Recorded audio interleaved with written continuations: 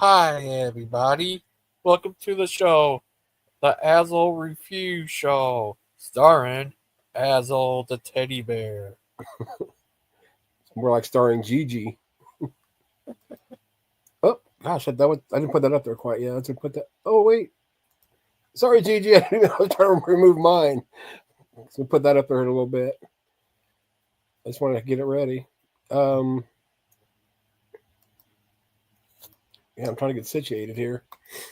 But for everybody that's here or will be here, or maybe watching this in the future, we're going to do a review of the Kentucky Atheist versus Kent Hovind. And I thought I'd ever review a Kent Hovind debate, but here we are.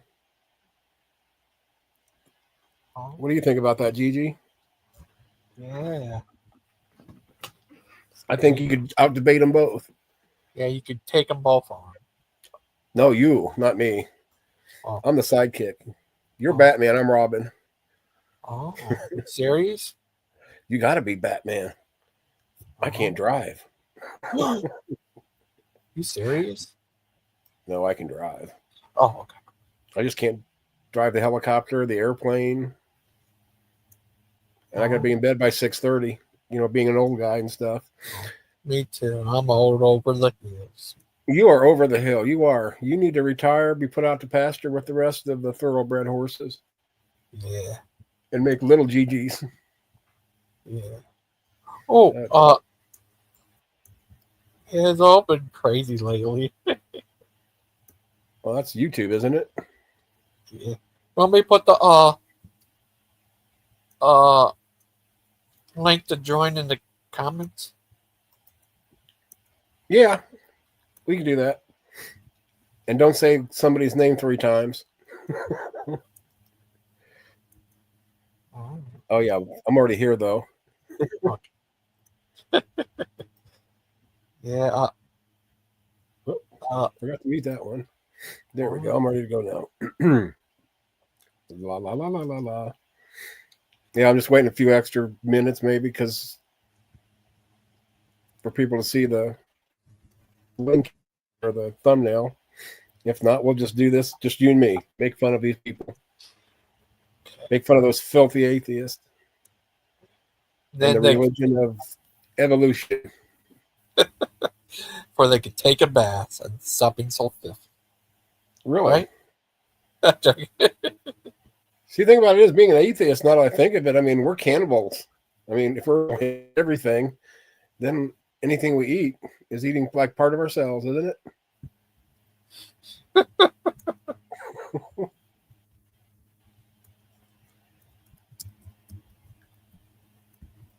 Oh, Maud has to be one of the heretical ones that come in to mock the cats. Oh. Tell her to leave the damn cats alone. They're gay and happy. Come on. Anyway, I'm going to fire this sucker up just to get it going. If you want me to stop at any time, Gigi, of course, just say something. Say something. Something. Oh, wait, I guess I better put it on the stage first, huh? I'm an idiot. It's my first stream. Look at it's Mr. Kent. I wonder if that gets any bigger if I make this bigger. Hold on. Did it get bigger? Yeah. That's what she said. Anyway, okay, here we go. This is, and I haven't even looked at this one at all. Like I said, I can't believe I'm reviewing a Kent Hovind debate. But here we go. We'll have Mata as our Hovind boner. Oh, we start out with a slide. How does science differ from other fields of study? Here we go. I got to defend the position. Is evolution a religious cult? We need to define a couple terms first for this thing. What is religion? What is science? What is a cult? Okay, science, knowledge gained from using observation and experiments to describe and explain the world around us. My position is there are no observations to support the evolution theory. Nobody ever sees an animal change to something else. So they will say, well, it happened slowly over millions of years. Well, that means it's not observable, which means it's not science. That's my contention. What is science? It comes from the word ciencia, which means knowledge. Knowledge that's testable explanation and the predictions about the world. Religions also attempt to understand and explain the world. But religion is not considered a science. I agree. And evolution is a religion, not a science. You have to believe in evolution. Believe. Religion versus science differences. Primary difference between religion and science lies in the method of acquiring knowledge and their approaches to understanding the world. Science relies on empirical evidence and testable hypotheses, which can be verified through experiments and observations. I would say there is no experiment or observation that can verify evolution. Therefore, it's in the religion category, not the science category. Okay? The knowledge is subject to revision and improvement as new evidence emerges. In contrast, religion is based on faith and belief, often centered around sacred texts or spiritual experiences that are not subject to empirical testing. Religious knowledge is typically considered absolute and unchanging.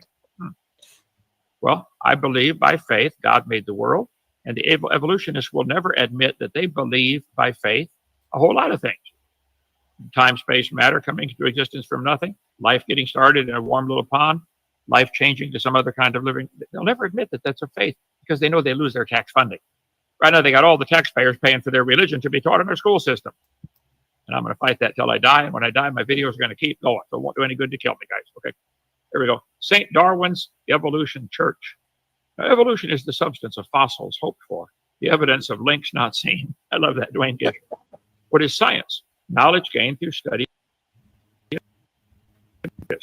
Knowledge system uses observation, experimentation to describe and explain natural phenomena.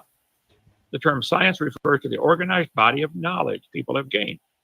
I agree. I like science. I taught science 15 years.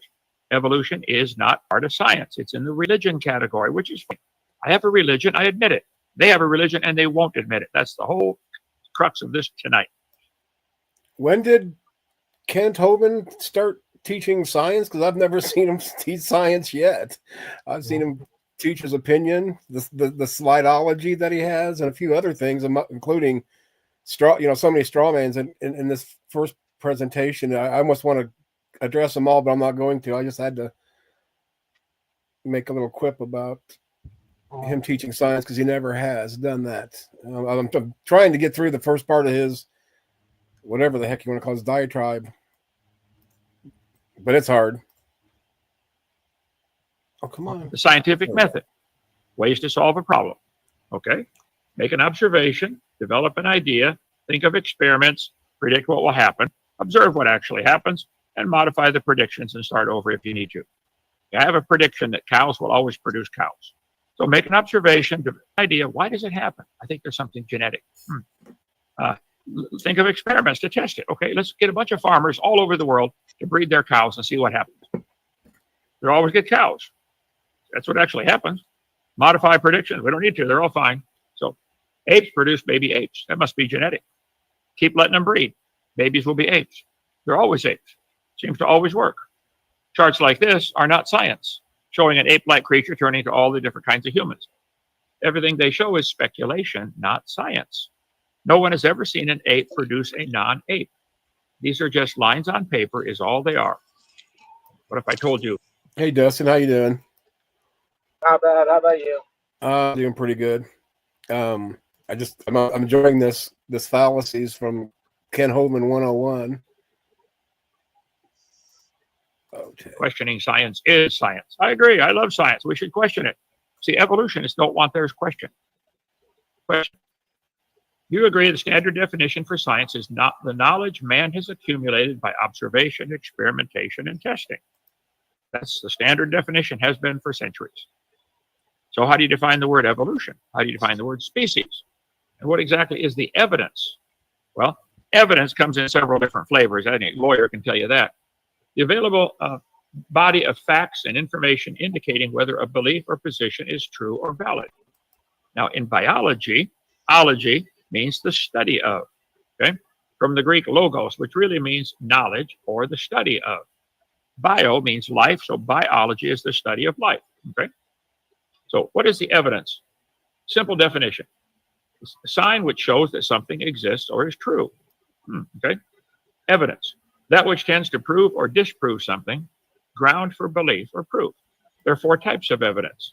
The 4 types of evidence by which facts can be proven or disproven. This is how they do it at trial. There's real evidence, demonstrative evidence. I can demonstrate it. You cannot demonstrate any animal producing a different kind of animal. You cannot demonstrate that. You cannot show me any real evidence. There's documentary evidence. Nobody's got proof. That's why they use the fossil record. As if Okay, that's pause it documentary there. evidence. Watch that. It'll Hold on, I'm happen trying to. Go ahead. Okay. The idea that mutations doesn't designate like a different subspecies is a little asinine. We see mixtures between 2 animals and then they could create like a sterile off-breed. Right. But like the idea that yeah, that mutation doesn't make a difference. Like, so let's put it this way: Down syndrome is still a human, but it's a category of human. So, and that's like because of mutation. So, I don't know. Well, it's like Kent's almost there to say exactly what these things really are, but then he does this little, swerve or gives his own interpretation of it. Because I mean, so far I'm not so impressed. I was surprised that he actually tried to define things, but it was to define it to his benefit, not what I've seen or the whole gosh, yeah, he just mentioned it. Well, he goes across like several generations in definition, right? He starts at the very beginning. Then he cherry picks the definition in the time period that best suits his narrative. Yeah, that's true, right? But then there's the other issue, right, where he is kind of pointing to a problem. Okay, if I don't have the very up-to-date, right to the second definition of every word, then I'm not going to know what I'm talking about, right? Because something fundamental will be misplaced or completely misconstrued. Right. And I think that's where we're going to get to when he tries to define what a kind is.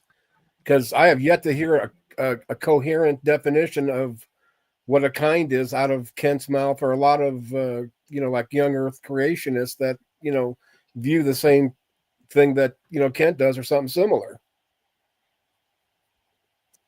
Right. I mean, well, you're not going to get him to nail down something in a definitional form that he doesn't fully understand.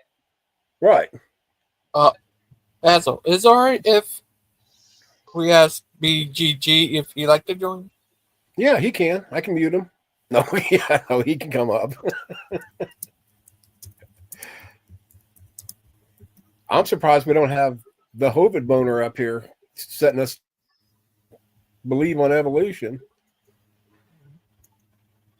Claude. The Claude is here? I did not see the Claude. Oh, the Claude. The Claude Hopper. The Claude Hopper. The frog. The Claude Hopper. Oh, he's busy right now. I bet he is in Singapore. He's got a couple of ladyboys. No, bubblegum. I'm jealous. Bubblegum? Oh. He's I scared. don't want him in here. He's going to fly a plane into my house. That's part of his religion. Duh. Yeah. He said he was an Indian. There's only one religion I'll buy after that. Indian is not a religion. Hindu. Well, the thing about it is, Bubblegum would come on stage, but right now he's running from the popo after breaking the Emma Thorne restraining order. Emma Thorne. They got married, had a honeymoon, and has been on the run ever since.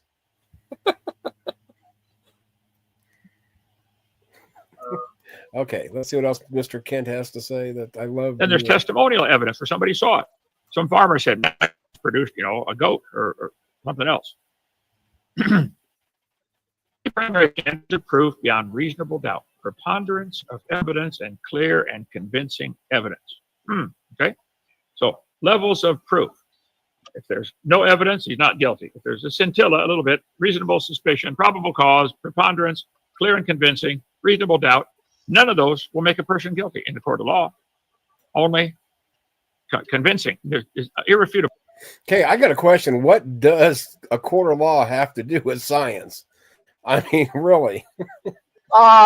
Okay, so when a forensics expert comes in to testify about fingerprints or DNA, right, that's science, right? You're doing a compare and Yeah, that's what I contrast. get. Yeah, right. So like clear and convincing or beyond a shadow of a doubt, right? That's forensics. So if I can tell you that your fingerprints are on this doorknob, right, that places you at the scene of a crime. It doesn't necessarily mean that you were there at the time of the crime, but you were definitely there at the scene.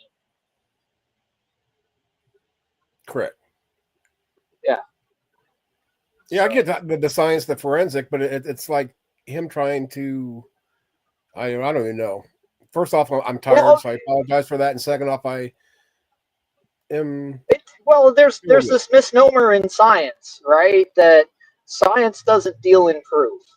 If that's the case, then what was the point behind the Galileo experiment of dropping different weights and masses off of a high point to see if they fall? If that didn't prove that gravity acts on objects regardless of weight or mass the same, then what was that experiment? Was that more of a test? Right? Because science isn't supposed to deal in proof. It's supposedly supposed to deal in probability. Right. Or data, hard data. So if you test something, I don't even know. Oh, go ahead. I don't even know if that's the case, because you can be an informatician, right? And that's how you take information, you crunch it down so that you can get the data, and then you can make a conclusion. But like I don't know. The whole thing is just bastardized because you're creating a circle of people that all agree with each other. Then they get it in their mind that they're the majority, and then they point their finger at anybody outside with a question, claiming you just don't understand what we're saying. And well, how are we supposed to? Your definition of words are locked in a circle where only a certain group of people know what you're talking about. Right. How are we supposed to know? Well, you have to define terms, especially when you have two different groups that define it in two different ways. And Kent, in my opinion, is a classic example of that. I bet you there's a new scientific discovery that could probably change the entire outlook of science every 2 minutes. I thought missing Maud was the proof of that, but I guess not. She let us down, or she let science down. Right? It doesn't make any sense, right? Really what we're looking at is a bunch of people that really don't know. Okay? It comes back to an educated guess. Your hypothesis, an educated guess. Your theory, an educated guess. Yeah, but in science, the theory isn't an educated guess, though. You're past the educated guess part. No, theory is an educated guess. Better information to replace what you know. When that's where observation and testability and experimentation is. If they keep predicting that X is going to happen and X happens, doesn't that prove something? No. If I keep predicting that my coin's going to land on heads, and it does 1,000,000 times in a row, and that 1,000th time it doesn't, there's no correlation. There's none. At least somebody's getting head. That's all I gotta say. Sorry. There's no correlation there. It proves nothing, right? You're trying to assume that causation and correlation are the same thing. If you end up with funny data, right? The idea nowadays is to compare it to a model and see if it fits. And if it doesn't fit the model, what do you do with the data? You discard it. You don't register it. It doesn't become a part of the experiment. You can't see what verifying factors went into that funny data coming out. So we've replaced experimentation with modeling, and then we turn around and claim that the model is the absolute picture of reality. It just doesn't work. Hey, BMM, how you doing? There's our resident science expert there. Oh, He's off his rocks. educated guess is better than what some people like to call science a social contract. Yeah. It's crazy. What do you think of that? Everything's nuts. Hypothesis, theory, and prediction. They're all three educated guesses. That's all it is. Well, you That's might what as it well boils down to. add marriage to that list because it's nothing but an educated guess. No, that's an uneducated guess. You don't get married because you're educated. That's not something you do. Educated people are not having children. That's not something they do. So is that why Maud has never been married, because she's intelligent and just lying to us? I'm gonna go with a different reason for that one, but I'm not gonna say it out loud. No, what I'm saying is that the reality is that we have history books that outline science books that used to teach that heat comes in corpuscles. Okay, corpuscles is a completely outdated and obsolete science, and we have millions of them. Different theories that used to be taught in the school that were discarded by so-called better scientists. We never actually get to the better data. The reality of it is our instruments are too clumsy. We cannot make actual measurements of what we call reality. We don't really have a true picture of it. You serious? Yes. Oh. Every time we try to get a finger on what we think is reality, it moves on us, right? We've nailed it down to what we like to call a core set of laws, physical laws, right? The laws of physics. Right. But even those are funky because they can be broken when you apply one law of physics against another.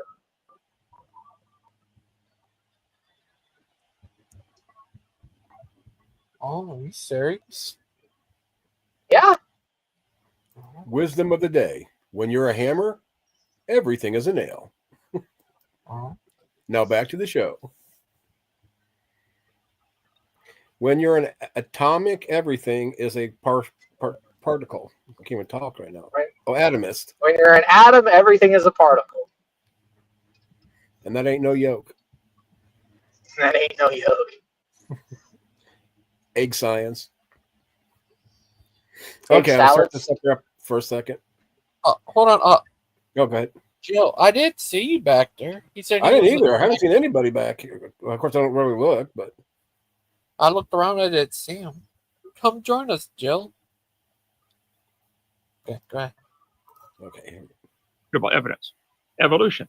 The process by which different kinds of living organisms are thought to have developed and diversified from earlier forms.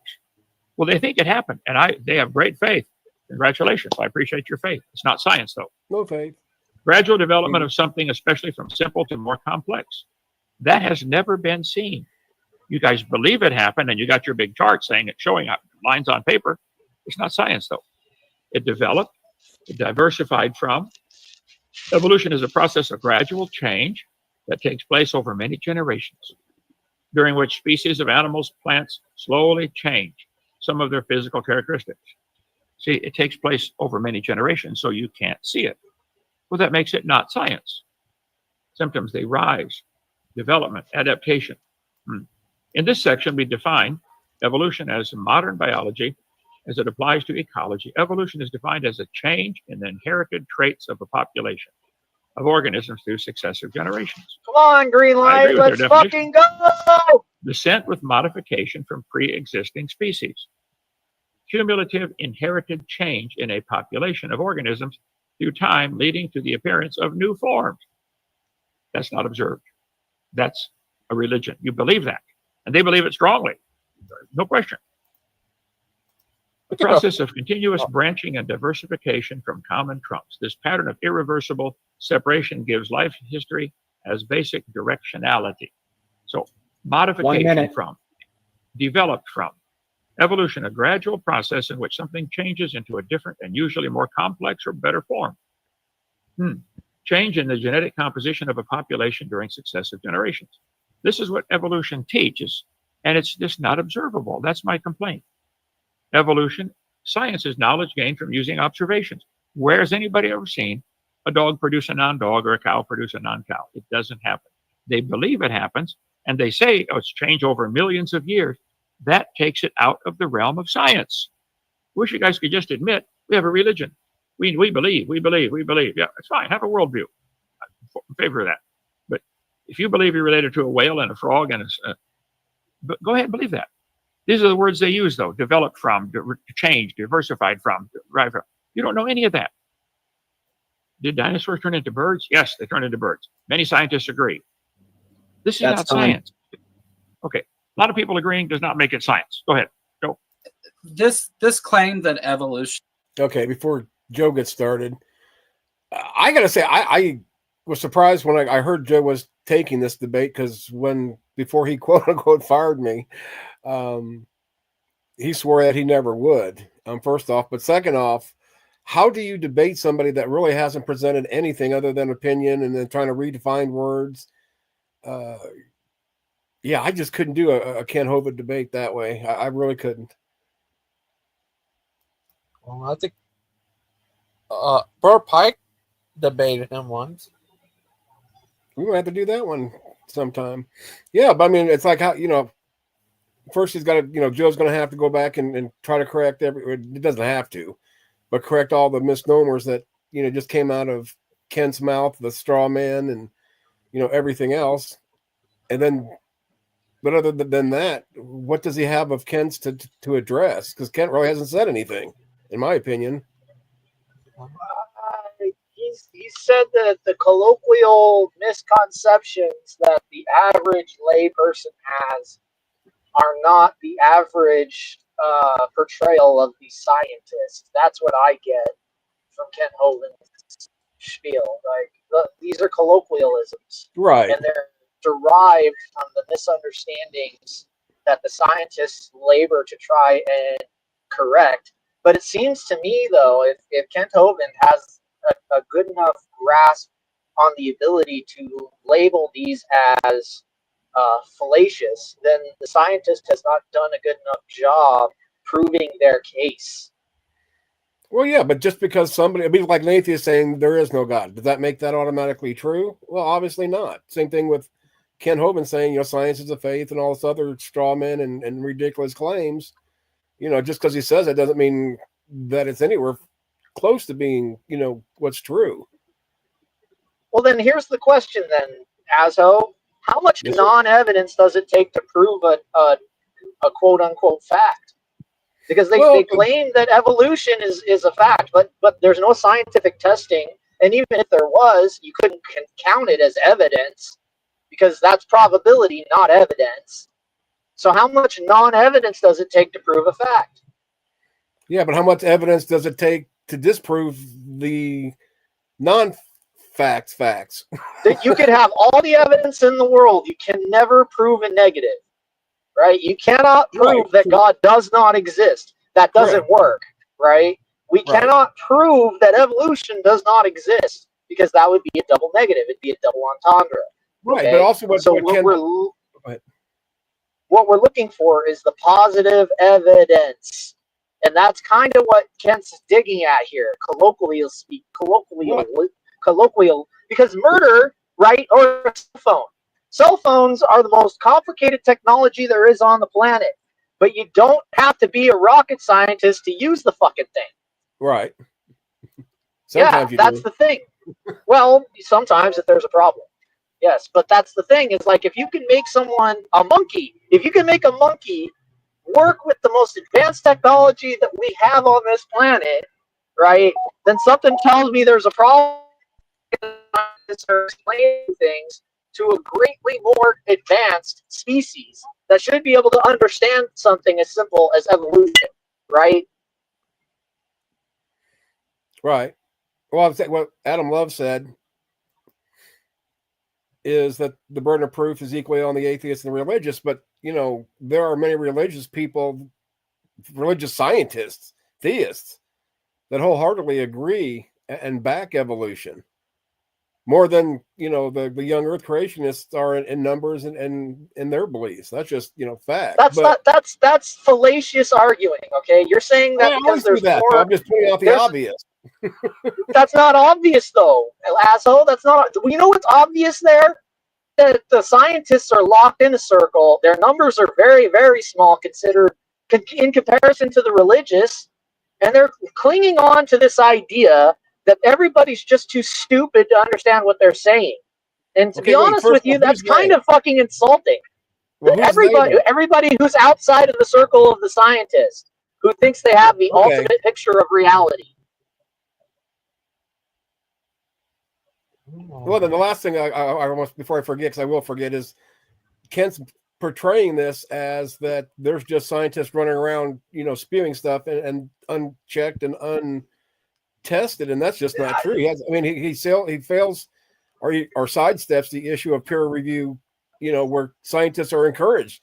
I mean that's what science is, to make sure what we have is the best available and it holds up to scrutiny. Period. I don't think that Kent Hovind is attacking the scientists. I think Kent Hovind is attacking the sensationalism that surrounds the scientist. When we come up with a new discovery and then the newspaper clippings say evolution completely proven 100%, right? Like, that's the issue. It's not what the scientist is saying. It's how the people that are listening to the scientist absorb the information and then re-portray it to the layman. Well, you get that in anything. I mean, religion, sports, marriage.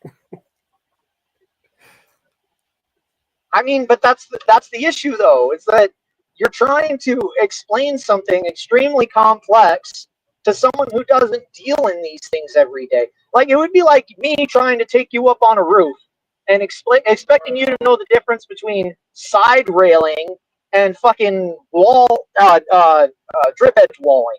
Like, you wouldn't know any of that. I wouldn't. I guess I wouldn't know about pitch.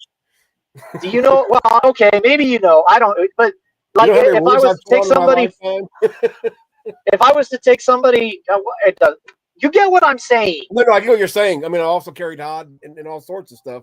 I've got a very eclectic, work history when I was younger, especially. Look at Joe there. He's so confused. He says, like, when's it my turn to talk?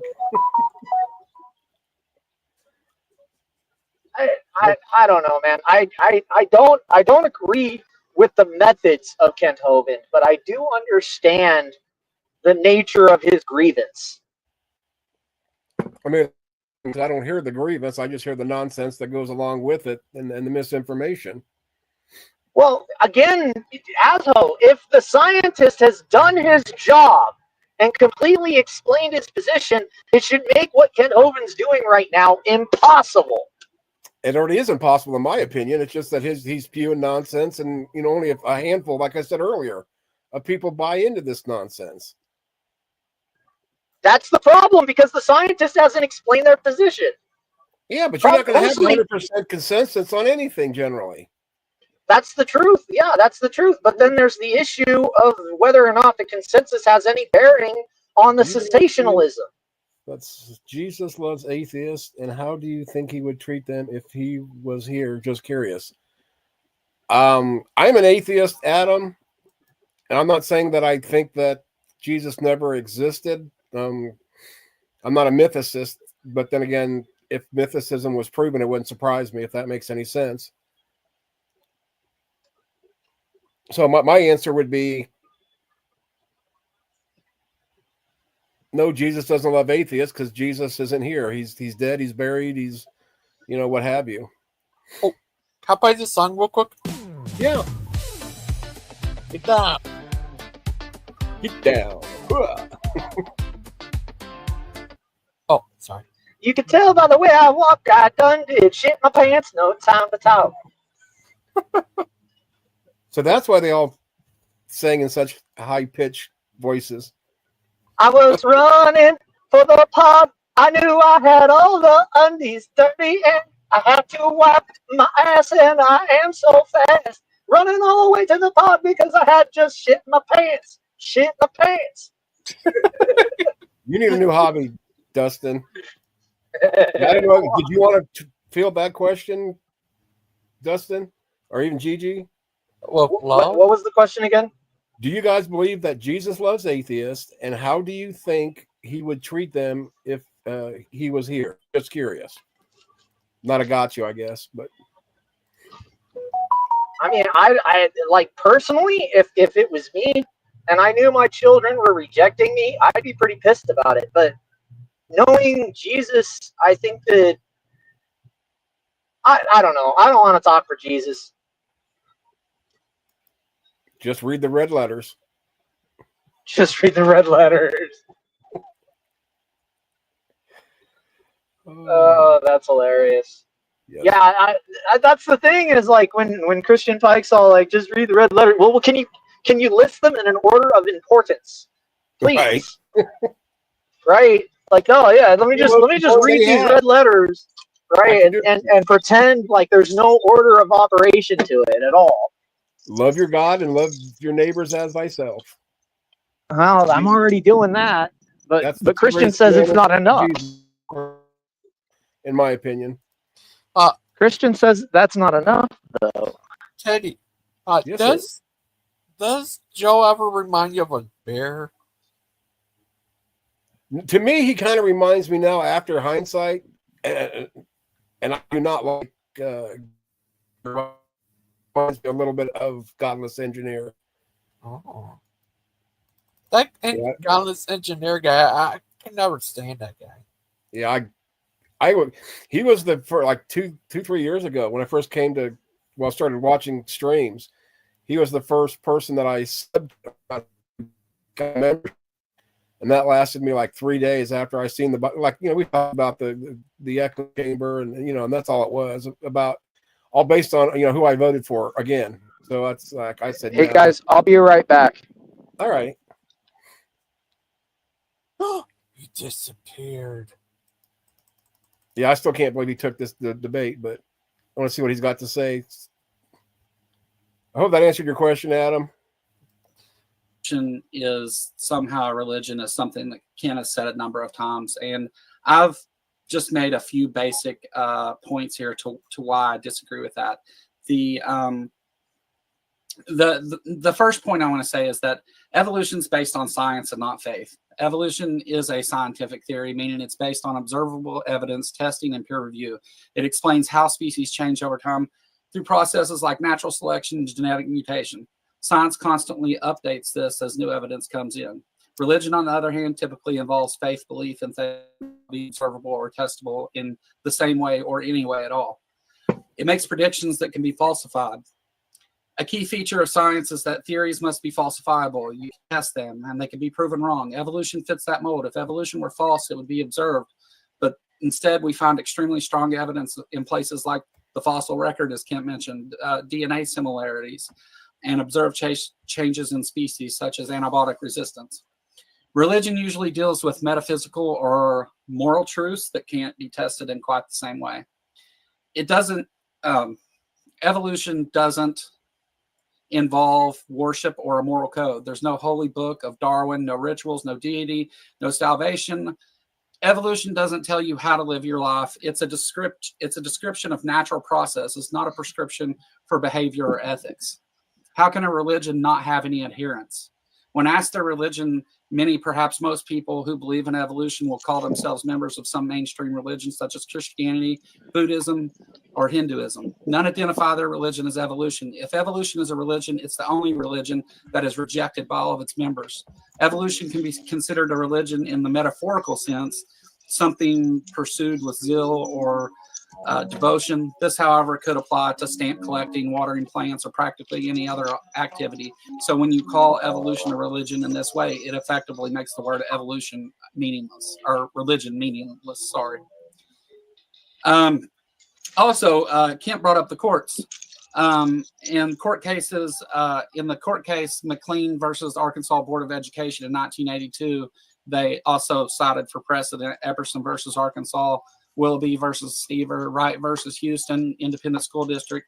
These are all cited in I'm going to close the gate. Argument that evolution is a religion.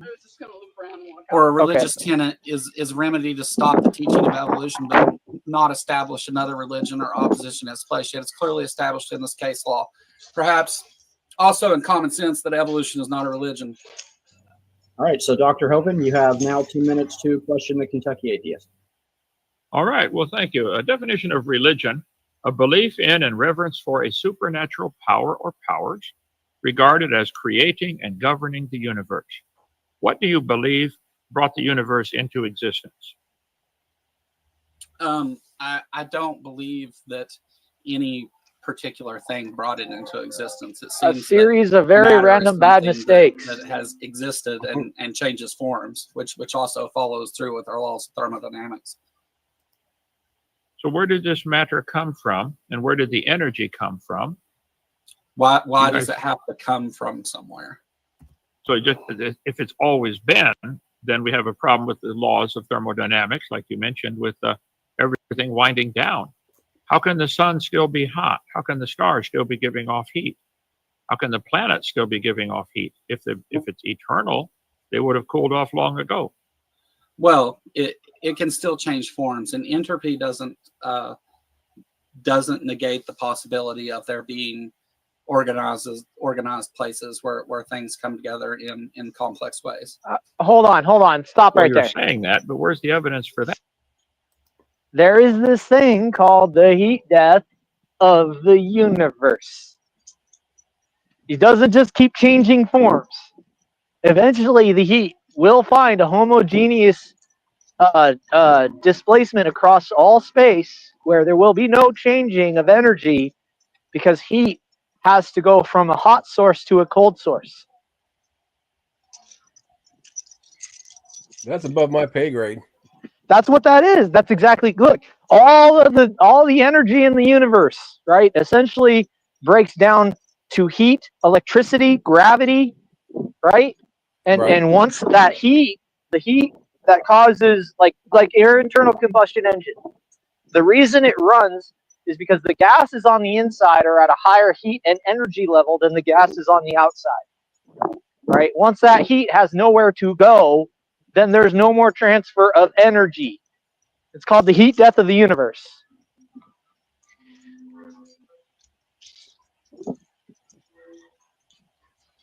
That's still above my pay grade, though. I mean, that's how we. Later.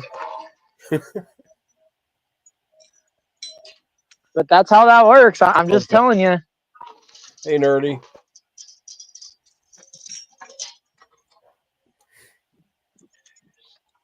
So it's interesting that he's over here telling me that energy just keeps changing form. No, that's not how that works, right? Entropy is an arrow of time, and it's pointing to disorder. And the more disorder we have, right, which is kind of a misnomer, because once disorder becomes homogeneous, it's ordered again.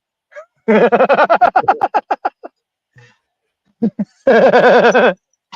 damn homo geniuses. We got to get rid of them homos, man. Yeah. This has nothing to do with the alphabet community. Now we have to get rid of Homo erectus and Homo sapiens and Homo hedges. Habilis. You ever heard of Homo hedges? Hedges? Homo hedges. Hedges. How can you pronounce it? What is that? A haircut? Homo hedges? Is that a haircut? So like mutton chops? It's a species. Homo hedges. I can pronounce it. Okay, let's see how much more TK is wrong according to Bubblegum. That all observable scientific evidence says everything's falling apart. Everything gets worse with time. Well, if you go on to read further into that, it does explain that you actually expect complexity to be part of that. It's not just everything starts from one position and goes to another. There's lots of steps and things involved in that. It's part of thermodynamics. Well, I taught physics for years. I'm pretty well aware of all this, but you say there would be, if there's generally chaos reigning over everything, things gradually falling apart, coming unglued, there would be little pockets where it would reverse, would the opposite would take place, which I know is what you guys believe.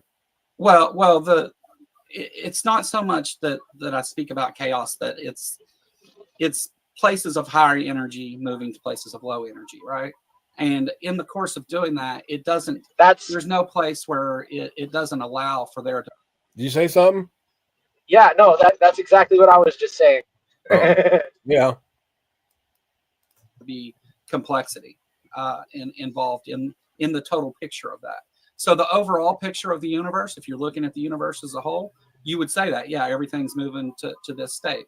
But you can still have star creation, galaxy creation, and everything as it does that. And those things begin to move towards that state as well. None of that violates the laws of thermodynamics. That actually it does. Well, again, you're saying that. Okay.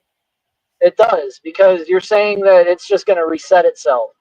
That energy is just going to move from one form to the next, and that's an ongoing process. That's not an ongoing process. The sun only has so much heat, right? And eventually it's going to run out, right? It doesn't Right. change forms and keep giving out heat. That's not how any of this works. No, it implodes or explodes or whatever the heck it does. Like the No, there's several different modes that it could go through, but right.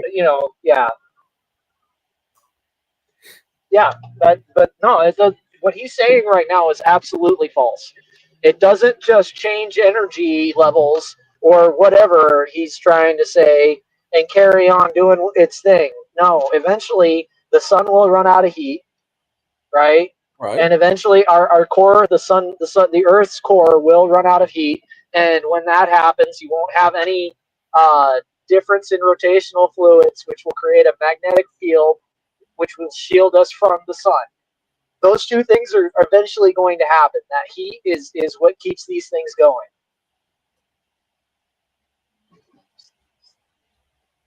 Well, that damn heat problem again. Yeah. We're gonna It's talk kind of about this. Here we go. If the sun runs out of heat, then I'm going to blame those darn liberals. right. No, they'll just blame it on us for driving SUVs. As a Christian, though, wouldn't you think that God would either stop that from happening, or it's going to have I'd hope Jesus is back before 500,000 years or a million years or whatever they say, before the sun melts down or does its thing. We don't know. Look, the thing is that we have scientists telling us what the weather was millions of years ago. Right? Well, my mom was there. Your mom was there. she started the Farmer's Almanac. Yes, she's the only human that's ever been side by side with dinos. Sorry, Kent. That's the way it works. Actually, you should be saying you have your proof, Kent. Yeah. No, I'm just saying, man. Like, how do we know? Like, how do you know a couple million years ago the carbon freaking deposits on the planet were so astronomical that it changed the topography of the planet? How do you know that? You look at it, layers of dirt, and you're surmising from the way that they're laying on each other. Like, I don't know. I don't think that's enough, to be honest with you. And I don't know enough about it to argue it either way, to be honest, also. But that's what I'm trying to tell you. It's an educated guess. Your theory, your hypothesis, and your freaking what is it? Predictions. They're all educated guesses. Right? It's not even really a prediction. You're basing your prediction on prior notes, right? And things that you think, because it's been a consistency throughout time. You can't call that a prediction. It's a guess, right? A prediction is in 100 years from now, they're not going to need cars anymore because they're going to be beaming people across the continent like Star Trek. That's a fucking prediction. I want to do that once before I die. Of course, moving across the country probably would be the death of me. Yeah, I probably would. You probably end up with an eye in a place like your eye where your elbow used to be. Or look at that. He does have a brown eye. 2 of them. You're only supposed to have one. Like 2 assholes where your eyeballs used to be. Could you imagine watching yourself take a shit? I'll have to change my name from asshole teddy bear to assholes. Plural. Asshole. I watched you with my own assholes. Okay, let's see what we got. This has never been observed. And science is what we can observe. That's why you just demonstrated, I think, that you believe that, which makes it part of a religion. It's not scientifically observable. Nobody's ever seen this. How did a Big Bang, which spreads things out like fragments from a hand grenade, how did those pieces ever get together out in space? They get further apart like spokes on a bicycle wheel. How do you get stuff? We know there's a lot of stars out there, 70 sextillion that we know of. Yeah. That's a lot of stars. Did this happen that 70 sextillion times? It overcame the laws of thermodynamics? The Big Bang describes the expansion of space and time, not necessarily like an explosion. Just the rapid expansion of space and time, which after it cooled a little bit, allowed hydrogen atoms to be able to gather and form the first stars. And then things like gravity and the other forces kick in at that point. So where did these laws like gravity come from? Is That's there a wrong lawgiver? Or too. that's just, where did that? That's wrong too. No. We're going to have to set a debate up with TKA and Dustin now, Gigi. Set it up, buddy.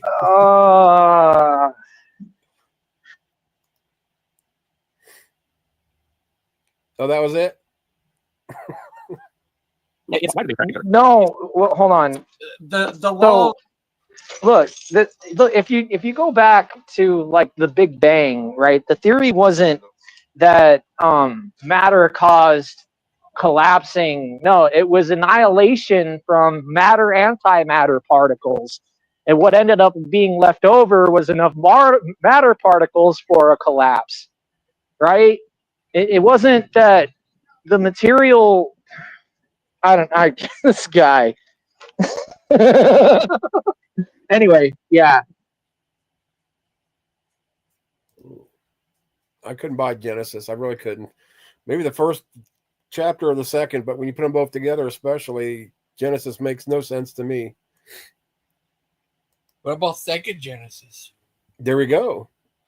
Or the video game system Genesis. Sega. No, so look, gravity, so you end up with an issue here, okay? Because hydrogen has to be in big enough pockets in order to create a star, right? Whereas the star has to collapse and create the dust in order to create the... It's just... Oh, man. I don't know. In what way does an expansion of the universe leave uniform parts? Right? Parts. Uniform parts. Every electron, neutron, and proton are uniform across the board. They're so uniform, as a matter of fact, to the point of being precise, that the atoms that we are claiming are based on the various combinations of the quarks, particles, electrons, and neutrons are all weighed, right? They all come to a specific weight and a specific spin. Like, they're so uniform, it doesn't make any sense. If it was an expansion, you wouldn't see all these uniform pieces everywhere. Expansion. The final frontier. Right? And the other thing is that there was plenty of explosions during that time because of matter-antimatter collisions. Right? Like, the whole idea that all it was an expansion is dumb. That's not how any of this works. Right? There was all kinds of explosions. There was all kinds of exchange of energy. There was, expansion is not the right term. Matter of fact, the idea that the matter that we deal with today is a substrate of what's known as dark matter, right? We're living on like a popcorn universe where all of the matter that we deal with in atoms is mostly packets of empty space. And antimatter just joined us. What the? Hi, Burpie. I keep heading back to my old house. Hey, I keep driving the wrong way across Can't town. hear you. Like I just go into There you are. autopilot and go towards the old house. Memory reflex or What? memory, Why? whatever. Yeah, memory Yeah, reflex. it wastes my gas and my time and makes me Muscle mad. memory. But I got new house shoes, and I love house shoes. What are we talking about? Hi. Matter, Shorts. antimatter collisions. Bummer. Like right after the very first few seconds of the quote unquote Big Bang, where the expansion of the Anyone there? universe takes place. Matter, antimatter. Or if it's Right. easier, just, it doesn't matter or it does matter. Either way. So They say the it doesn't, theory but I think it is does. the theory is that there was an off balance of matter and antimatter to where there was enough matter to make the universe that we see today. That sounds That's like a the DC theory. movie plot. That's the theory? That's the theory. I've never heard that. You can look it up. I have my own theory. What's your theory? I think the universe came into existence so it could present to us all Brother Pike. And see Dustin punch you in that video. That's the Okay. antimatter. That was a matter that's real antimatter matter. collision right there. Sorry about that, Brother Pike. Yeah, I don't know, man. There's definitely some matter out there, and there's probably some antimatter. That's it, bro. You Here we matter. go. We got a question. Here we go. Here's a question, friends. I got a friend now. Finally, I got one friend and a buddy. Anyway, if Yeah. God doesn't exist and there is no judgment or afterlife, what would stop people from, especially rich, powerful, from just raining down tyranny upon us all, or worse? That's easy. I want to do the most good possible while doing the least amount of harm to people. That's what keeps us from doing it. You can't have a happy society or a successful society without cooperation. And if you're killing each other, then that society will most likely fall apart at some point. Okay, hot take. Hot take. So I think that they are raining down terror upon us. Well, they are. Look at the Canadians. They've been terrorizing us for years, I've been saying that for years. threatening to be the 51st state. We don't want that. Oh my They're not God. Iceland. Can the you new imagine? the new Nebraska. Yeah. New The new Nebraska. the Nebraska. Or Alaska. I'm saying Nebraska. Yeah. Nebraska. Does Joe ever remind you of a bear?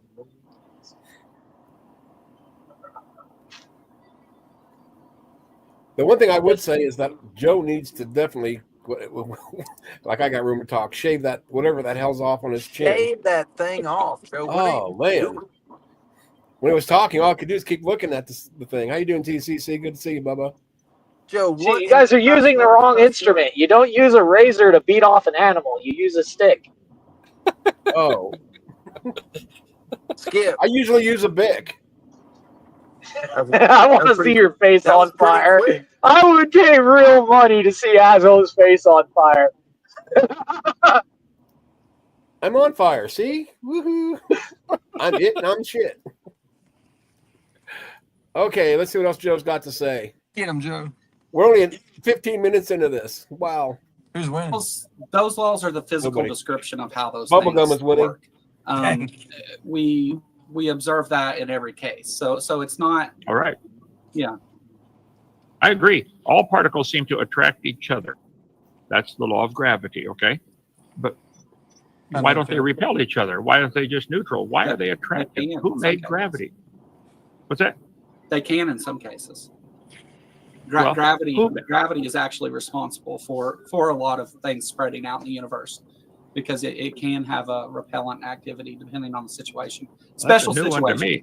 me. New one to Look me. into it. Well, yeah, if you're teaching physics 15 years, I'd say I'd have to disagree with that. So do you? 15. And there is such a thing as time. There is such a thing as time, and we seem to be moving through time in one direction. You can't go back. So I'd like to ask, where did time, space, and matter come from? Time doesn't exist. Well, time and space are part of the same thing and are the fabric of our universe, and and the Big Bang explains the expansion of that. Where that originally came from, there are some people that say it may be eternal. There's other theories of that. Honestly, I don't know, but just because I don't know doesn't mean I prescribe a supernatural solution. That's true. Yep, I agree. A lot of things I don't know. Gee whiz. Well, I've always, for years, have said there are 6 different levels or stages of evolution. The first one being the cosmic evolution, the origin of time, space, matter. So if you want to say, I don't know, that's fine, because I don't think I do either, other than I believe by faith God created time, space, and matter. And he said that in 10 words in Genesis 1:1. In the beginning, no, he didn't. Time, God created the heaven, that's space, and the earth, matter. He made those. Yeah, the problem I've got with that isn't what the verse says. That's his interpretation of what Genesis 1:1 says. Nowhere does it talk about time, space, and matter unless you want to see it or negotiate it in that verse. In fairness, it did mention days, so it does mention time. But time wasn't around yet because he hadn't created it yet. So in the beginning, then how would he know what days time for time? Good question. What did Peck say? I was just thinking it wasn't quite time for time. You're timed out, Carp. I hope you enjoy it. Oh, I can kick him off the stage. Somewhere there's a padded room and a straitjacket that misses its pike. I take back the words that will hurt you. Who sings that? I know that song somewhere. Who sings it? If you was a song, you'd make me want to roll my window and let her and sing it, Carl. Don't ruin the song. Let Cher continue to sing it. Yeah. And believe it or not, I've seen Cher in concert twice. I fall for that every time. You know, that's why I figured. It's like, he's going to do it again. Because you're old. You're old and you're slow. I was like, only so I don't know. Like, so, I mean, how would you expect God to explain a scientific concept to a goat herder? Math? You think the goat herder understands anything beyond I have this group of sheep? He understands plus sheep and minus sheep. I was asking Azle though. Like, I kind of want to know how does God explain to a sheep herder a scientific explanation? And how is an atheist going to tell you how God's going to do something if I don't believe that this entity exists? Well, but then how are you going to make comments on people's interpretation of the Bible? Because that's exactly what it is.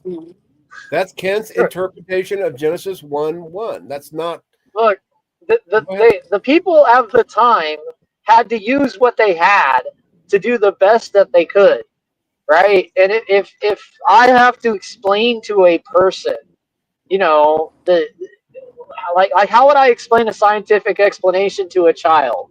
Right? How do you explain that a magnet attracts metal? You don't explain it, you show it to them. No, you use the same story for all that stuff. It all works out. Tell them about the birds and the bees and somehow, you know, incorporate magnetism in there one time, maybe, you know, gravity the next time, maybe evolution the next time. They'll see that magnetism it makes the world go round. There's no explaining anything to you, Azle. I know. No, but I mean, like it's why don't we speak dog? We are the more intelligent freaking species. It shouldn't be on the dog to understand what we're saying. We should be able to understand what the dog says. Look, right? Yourself, that doesn't. Speaking dog for years. I know what my dog wants. He wants to eat and hump the neighbor dog all the time. That's the only thing he cares about. But you expect the dog to understand what sit means when you don't understand what bark means. Oh wait, just time out. I've got a wonderful greeting for Bond. Hi Bond, how you doing? How did you like that Yankee sweep, buddy? Yeah, Yankees just swept the Rangers 3 straight. Anyway, back to the show. I've been waiting all day just to find Bond. Here we go. I find him. That's what you live for, Azle. I do. Because he's telling me they're going to win a ring. They can't even beat the Yankees. I mean, Yankees are Hey, nobody. Bond, way to suck. And what's really going to suck is our next homestand is against Colorado, one of the worst teams in baseball right now. And I bet you we lose our series to them. Bond, how'd your boyfriend take the loss? On his back. Oh, shh. Oh, God. He said he didn't watch it. You know he's watching, crying. Yeah, That's why he can't show his face on stream, because his eyes are so puffy. It looks like he got pepper sprayed. Oh. And I'm waiting for the Boston one coming in. Oh, he already joined. He already in the comments. Yeah, I seen him, but we Haven't played Boston for a while. Whatever sport y'all are talking about, I'm on Azle's side. There he is. Yeah, Boston used to have a baseball team. They turned it into girls' softball team instead.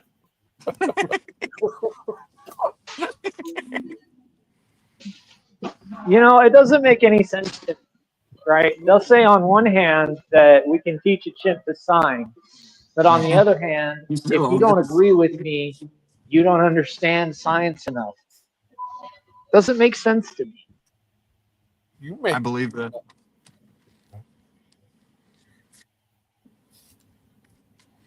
Yep. Poor Boston, 6 games back. In third place. Dustin Okay. could find a way. I thought we were. Who sings that, Carp? I don't know who sings that version. That must be the Pentecostal version where they talk in tongues. That is the Pentecostal version. I was just thinking if Dustin could find a way to understand dark matter, then he'd stay. But I don't know. Yeah, but you pushed him out the door because you thought he was a bore. Now you want him back? Dustin, come back. You must be on crack. Look at this Shakespeare over here. Dropping the rhymes. Look Okay, at let's see what else Joe's got to say. I got Those three, and he made them in that order because you have to have space before you have matter. Because if you had matter before there was space, where would you? You know what? Either way, if you ain't got time, you don't matter. Kent just said that, didn't he? Okay. So you're admitting, I think, that you do not know where time, space, matter came from. Oh, Kent added Which, me on again, Facebook the other day. You have to have those three things for evolution to take place. What is evolving? And So- they keep relying on millions of years. That you're relying on time. Who made time?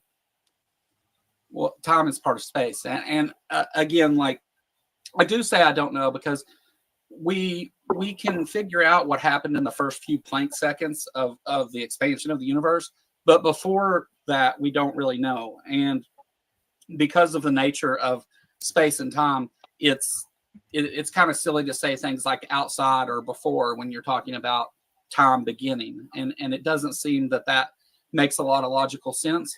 So again, there's some people that say it's eternal, but I don't think that's something that we can know, actually. Well, currently the public schools are teaching using this poster. Thousands and thousands of students see this, that the universe began from a big bang 13.772 billion years ago, whatever it is now. 20 years ago is 20 billion years ago. They change the number all the time. Okay. No, they don't. But the universe began, let's see, biological Like 60 evolution. years ago. There's the time. Do what? I think that was like 45 or 50 years ago they changed that number. That was not 20 years ago. Right. Well, they It was don't like keep 50 or changing it. 60 They keep years ago. adjusting it, but it's pretty much been in the same range, for forever. But really, how old it really is academic. I mean, What's 6.5 billion years between friends? I mean, it's like being a trillionaire. If you lost, $100 billion, would you really sweat it? Look, You wouldn't even notice it. to quote Dave Chappelle, when you get to this level of life, the only real difference in 10 million and 50 million is an astonishing $40 million. And all you want is 90K. Why can't you get that, Pike? That's all I need. Oh, so the van died again, so that's great. So make it 95K. We better make it 96 so this way Tammy go buy herself something pretty too. You know, you probably neglected her. I hate this van with a perfect hatred. You better hope your wife doesn't start hating her companion. You Deferred might be hope. sleeping in that van. The Bible says deferred hope maketh the heart sick, Azle. In that van. Kent Hovind added me on Facebook this morning, which I thought was kind of strange. Stalking you. I mean, I don't care. Like, I was like, hey, Brother Hovind, how are you? But it's just weird for him to add me because he's, like, way more famous than I am. Yeah, but maybe he wants a real preacher to come to DAL and preach. You know, I'm ready for him. I'm ready for him. I'm ready for the invitation. Now, they don't understand, Azle, that I do have a 3,000 offering minimum, obviously. Yeah. Well, make sure they get an 8-piece, please. That's per service. 8-piece? I can't even get 8-piece. Yeah, let me get an 8-piece. Let me get a Sprite. Yeah. Give me a diet. 2 straws. Justin, give me those jalapeno poppers, please. Did you just cheat on Baja Blast, Christian? I haven't even been drinking Baja Blast. I've been on a Sprite kick. What? He's a heretic now. I've been on a Sprite kick, and I've been drinking Red Bulls again, which is not good. So what you are caused no this? longer allowed to Baja Blast people. Right. I know. What caused the schism, Carp? Tell us about it. We're here for you. One of us wanted to baptize people forward, and the other one backward. So what am I to do it on the side? Yeah, if you do it on the sides, you're out. Like you. Okay. Space and matter all began with a Big Bang. In a fraction of a second, the universe grew from smaller than an atom to bigger than a galaxy. Would you agree, if it took place in a fraction of a second, that all the matter that makes up these galaxies has to be moving faster than the speed of light? For that statement to be true. I think because space can stretch and move, and space moving at the speed of light is not the matter moving at speed of light.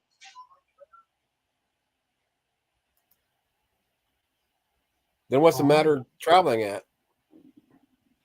The matter is not traveling if the space is moving with the matter.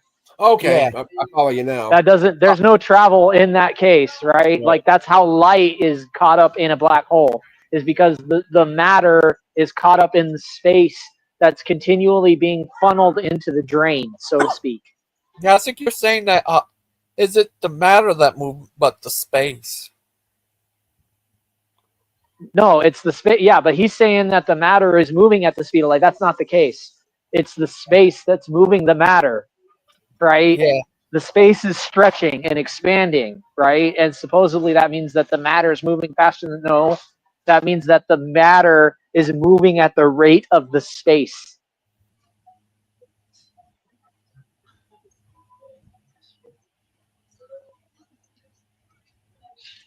Right? That's how black holes trap light. Hello? Yeah. Like yeah, because the curvature on the inside becomes infinite.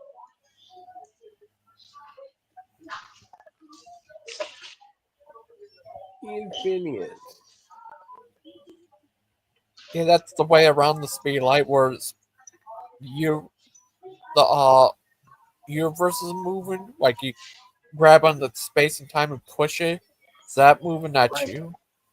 So you can provide your own propulsion, right? And if you're moving in a direction, and then space folds itself up in front of you and winds itself up behind you, then you move at the rate that the space is moving, right? Because space can infinitely collapse in front and infinitely expand in the back. Just like Azel. Razzle? Yep, just like me. Okay. My space is moving at the speed of light. Oh, my booty crack. Booty crack corn. It's on Peacock. You buttholes. Okay. At least that's the theory. I don't know if I actually buy that, because if space is not tangible, if it's not like a physical thing, right? Or even if it is, then it shouldn't have any effect on other physical things without being in direct contact. Right? I don't know if I buy it. I don't. But there's like supposedly space has its own weight. right? Like over a certain amount of distance, then the space has its own weight, and it's supposedly a physical thing.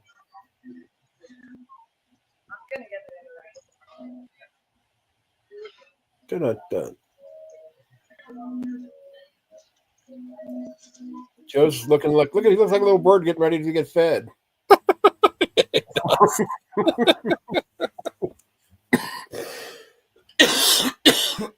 Okay, keep going. A problem, and we observe the further we look out in the universe, we see we think beyond that point that space and time is moving faster than the speed of light, which is allowed with time and space because it's not matter. It has no mass. But again, this is theoretical. This is something you believe is not observable. Let's do another Big Bang. No, there's lots of math and observations that go into this, but to say that we have a definitive answer for where everything came from, we don't. And I have no problem admitting that. My issue is the reverse of that, where we have people who believe in a religion saying that their religion tells them that they do know where these things came from, when really they're in the same boat. Well, they're not quite in the same boat, because I believe God created time, space, matter. And I don't demand that everybody pay for that to be taught in the public schools and public museums. You guys want your religion taught in the public schools, and only your religion. You want kids taught this kind of chart stuff. Here we go. Time, space, and matter all began with the Big Bang. This is public school textbooks. This is not science, and it shouldn't be taught. The Big Bang has nothing to do with science. It's not observable, testable, demonstrable. You may believe in it. That's all I've been asking for a long time. Would you guys just admit this is something you take by faith, and let's get it out of the textbooks? I don't think we should teach any religions in public school. I don't think we should have public schools, okay? Certainly not run by the federal government. If we're going to have them, then if you're going to teach one religion, teach them all. But right now we got a system where we teach one and only one religion, evolution. And that's just, I resent that. Kept growing and expanding till today. So everything began as a dot. So I'd like to point out, as far as the audience here, that cosmic evolution is taken by faith. It has never been observed. It's something you believe happened. There was a Big Bang. Time, space, matter was just there somehow. Might have been eternal, might have came from nothing. Either way, it's not science. It's not observable, testable. You can't demonstrate it. You can't do an experiment on it. Then you'd have to have stars forming. Number two, nobody's ever seen a star form. What evidence do you have of observation of a star forming? Besides, seeing a spot get brighter doesn't mean you know a star's forming. How did the matter get together if it's spreading out radially from an explosion or a rapid expansion?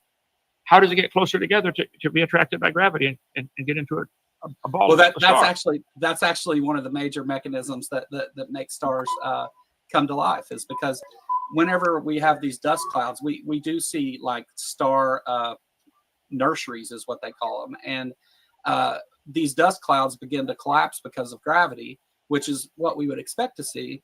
And then as those, that's time. You can finish answering, but that's time. Yeah. Okay.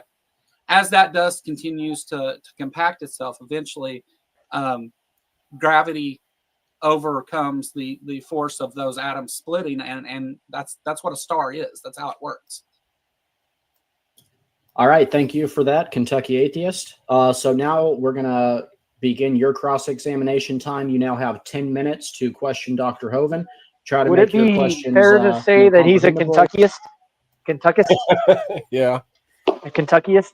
He's almost I think West Virginia or Virginia. He's right there. Like, I think Ashland, where he lives, is right there on the border of Kentucky and either West Virginia or Virginia. I can't remember which, or pretty close to it, I guess. So I think he's the Virginian. The Virginian Slim? The Virgin Tucky? The Virgin Turkey? Kentucky. Like here in Indiana, if there's like a little town that's kind of hickish, like there's a town here called Frankfort, it's Frank-Tucky. Or the town that I live in is Crawfordsville. I call it Crawford's Tucky too. There's a lot of Tuckies in Indiana. Okay, let's see what Joe's got for Mr. And Dr. Hovind, try to keep your answer short. Oh, did you say something, Gigi, buddy? He looks funny. His eyes. That is Bigfoot. It almost looks like he has no eyeballs. And go. Okay. Go. Why, like, okay, first, There we go. I guess do we see anybody that like Tuckery. worships evolution, or what is the god they're worshiping within evolution? I would say it's time.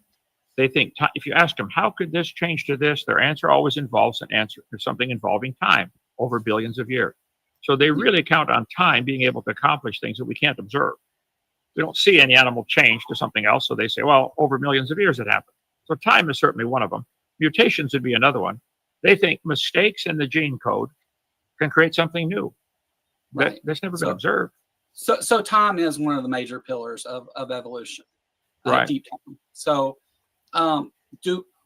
we don't see people worshiping time or praying to time, or in fact, many Christians hold the same belief, and Christianity is their religion, not evolution. And I think that, well, I'll just let you respond there because it's a question. I have agreed all forever. Christianity is a religion. Yeah. I would like you guys to admit that evolution is also a religion and get it out of the schools. Go start private schools. Why do you want to call evolution a religion? Because it is. It's taken by faith. We don't see any animal. Every farmer on the planet in recorded history will tell you he's never seen a cow produce a non-cow or even start to produce a non-cow. They now have 450 breeds of cows. Some give more milk, some give more beef, some stand the heat better, stand the cold better, but they're always cows, and it's predictable. No, so look, pause that real quick. That's a bunch of horse shit. People don't worship time. Time is money. People worship money all the time. I'm serious. What do you mean? In what way do people not worship time? That's how we get paid. What do you mean? What do you mean? I'm confused. People don't worship time? What? Most people hate time. That's not the point, asshole. That's not the freaking point, right? Like I spend all day watching the clock just to know how much I'm going to get paid at the end of the week. People don't worship time. Okay, that's new to me. Time is the byproduct of worshiping money. There you go. You need time. Time is money. Time is how you get paid. Right. What do you mean we don't worship time? What do you mean? Now Joe looks like, what the hell did I get into with this clown? Okay. How much we got left? Ooh, this is the furthest we've got so far. So even though you believe that evolution is based on faith, do you accept that the claims of evolution are like put through the scientific process, through the scientific method? No, he doesn't believe it's science. Because the scientific method is observation, experimentation, and testing. Let's take something that has a very short generation time, like bacteria. They're born, grow up, get married, have babies in 8 hours. You get 3 generations a day. Now that we can observe.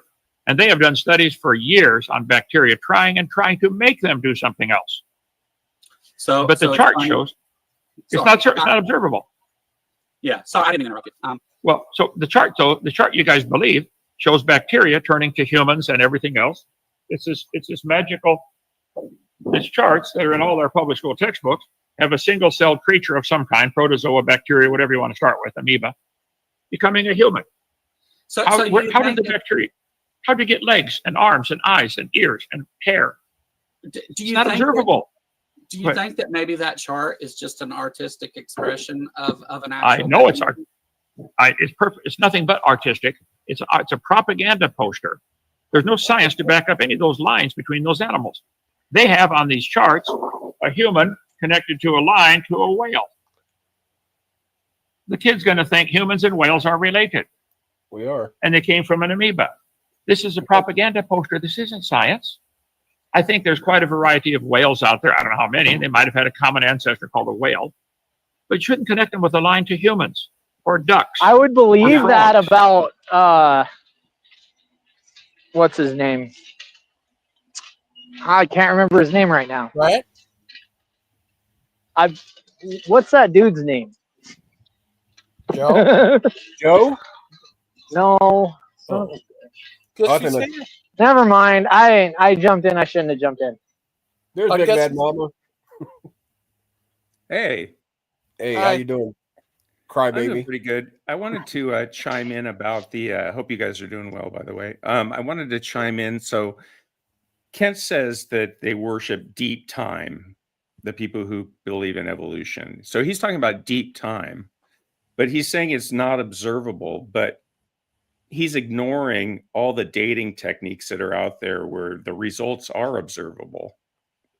And we can also correlate those times we get from radiometric dating and correlate that with the organisms that we find in the layers of rock. So Kent's ignoring that. He's also ignoring the molecular clock data, which shows us where we branched off from another species that's living. So I just wanted to add that. Well, wouldn't something like COVID, with all the different strains, isn't that considered evolution? Or is that not? Yeah, definitely. So that's observable. I mean, Definitely that virus evolved as time went on. Right. We saw it. I mean, among other things, but I mean, just like, he was talking about the 8-hour cycle of whatever it was, a virus, or gosh, I can't remember what he was talking about just a little bit ago. But right there, he's watching evolution, Big Bad Mama, you just said that deep time is required for evolution. Then you turn around and said that the virus has evolved in our lifetime. Which is it? Both. Evolution. That doesn't make sense, dude. You can't have it both ways. You can't do that. Anytime organisms mate, you have evolution. Then you don't need deep time. Then we should see bigger results from the fly experiments. You see bigger changes over deep time. That does, you see how it's Schrodinger's asshole. There's no way you can be wrong. It's unfallible. You can't foul. There's no fallibility, right? Evolution is whatever it is at the time, and there's no defining boundary lines. There's very little information that has contradicted evolution, because evolution covers genetics, it covers biology, it covers biogeography, it covers paleontology, among other things. And all those disciplines corroborate one another. And it's in that synthesis of evidence where the strength of evolution, the theory of evolution, occurs. So unlike other theories, the theory of evolution ties in multiple disciplines of science. So there's very, very little chance of ever contradicting it. All you're doing when you say that is we have a circle of people that make up their own words and definitions. And anybody who makes a question to any of that is someone who's not educated enough to understand, because you're just too dumb to get it. Right? No, it's observable. We observe. You see. The thing is, you're saying that scientists have an ability to see things as they are, and the general plebs that actually pay the bills for the scientists are just too stupid to understand. No, they don't look into it and study it. It takes a lot of study to study evolution. Because as I said, it's multiple disciplines of science that you need to study really to be able to understand it fully. So it's how much education do I need? Let me finish, Dustin. It's not a matter of people being stupid. It's a matter of them being intellectually lazy and not delving into the subject matter, assuming they're interested in it. If they're not interested in it, then fine. But when you hear somebody talk about evolution and they talk about a monkey evolved into a man, or they leave out so many steps in the evolutionary process, you just know that that person isn't able to steel man the theory of evolution. And so anyway, go ahead if you got something to add. When you say, oh, dear God, I lost my train of thought. You want to keep watching and then you can think about it? Yeah, because that's like, come on, man. If the scientist had done, if the scientist has done their job to a satisfactory degree, what Kent Hovind is doing right now shouldn't be possible. It shouldn't be possible. What's he doing? He's obfuscating the truth, right? That's something that we can agree on, is it not, Big Bad Mama? Yes. Okay, so if it was possible that the scientists could sit down and explain their position to a full degree, where sensationalists like the news media won't come in behind them and bring out a bunch of misconceptions about what the scientist is saying, wouldn't some responsibility fall back on the scientist allowing for sensationalism because he didn't Well, yeah, explain but his position? scientists regulate themselves to a certain extent, because if you're a scientist and you come up with a discovery that's an important discovery or something that's novel, and you always have another scientist that has their idea and their hypothesis, and they do the tests on it, and so they would like nothing better than to dispute your findings with their own and put in their own findings and have that be what is, considered more close to the truth than the previous idea. Does that make sense? So the Right. scientists are So the working on idea themselves. is You that don't you really have need the out. Oh, I'm sorry. Go you, ahead, Dustin. you have competing models. I get you. Sometimes there's not really a competing model though for evolution. For Oh no, over that's not 150 true. years. That's not true. That's not true. What's You the know that's competing not model? true. Christian creationism? No, there are competing models inside of evolution. Well, that's true, but Yeah. it So doesn't when you affect say that it there's doesn't no affect the competing model, it doesn't affect the overall conclusions though. well, it would if it would if say It's mechanisms that are being argued in certain cases. let's say I can prove that we're more closely related to pigs than monkeys, that the genetic information that we see is irrelevant and moot. That wouldn't change anything. Well, as I said, you also have the changes in organisms through the fossil record and through different ages. That information you'd have to be able to find. For one thing, you need to provide evidence genetically that pigs and humans share an amount of the genome that's higher than us and say chimpanzees. So We you would need can to provide share. that We can data. exchange body parts between each other. There's other reasons for that. There's other reasons for that, and they don't involve the amount of genome that we share with that other organism. We're able What do to you do mean? that because Big, we're able Big to do Fat that Mama. because of we're able to do that with the pigs because of different things like size, blood type, different things that are really The outside best of the genome. candidate for transplant is the closest relative. Not all the If time. that Not all the time. That may be he'll funny, say but anything. He'll say that's anything true. to slip anything. Paso, am I making sense here?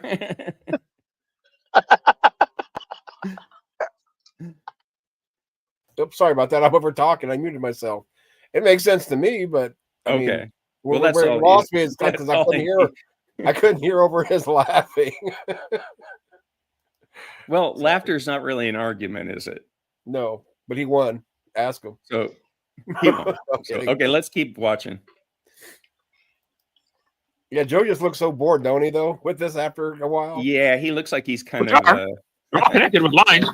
This is my point. This is a religious poster. This is not a scientific poster. It doesn't belong in our public school textbooks. It belongs in a religion class. That's all. So you're okay with anything being taught in a science class that has been through the scientific method, though? Science, what we can observe, study, test, and demonstrate. We can observe gravity doing things. We can observe the velocity. Gravity pulls things down. 32 feet per second, or 9.8 meters per second. We can observe that. We can test it. We can do it over and over again. And it works. We can observe all that's why it becomes a law. There are laws of thermodynamics that we observe. We don't observe evolution. How do we explain away then the novel testable predictions that can you evolution has pause made it for and 1 second, confirmed please, thousands of Azle? times? Yeah, this is. So Kent then, he said there's no evidence for evolution and we can't observe it. But this is the same guy that thinks that after the flood, there was like a hyperspeciation event in the last 4,000 years that has ended up in the biodiversity that we have today. And so he can't have it both ways. So he agrees with microevolution, I guess, but he also agrees with speciation, because he's saying how there was a basal cat kind on the ark, and it gave rise to all the cat species that we have today. So you can't really have it both ways, that there's no evidence for evolution, but then believe in the mechanisms of evolution.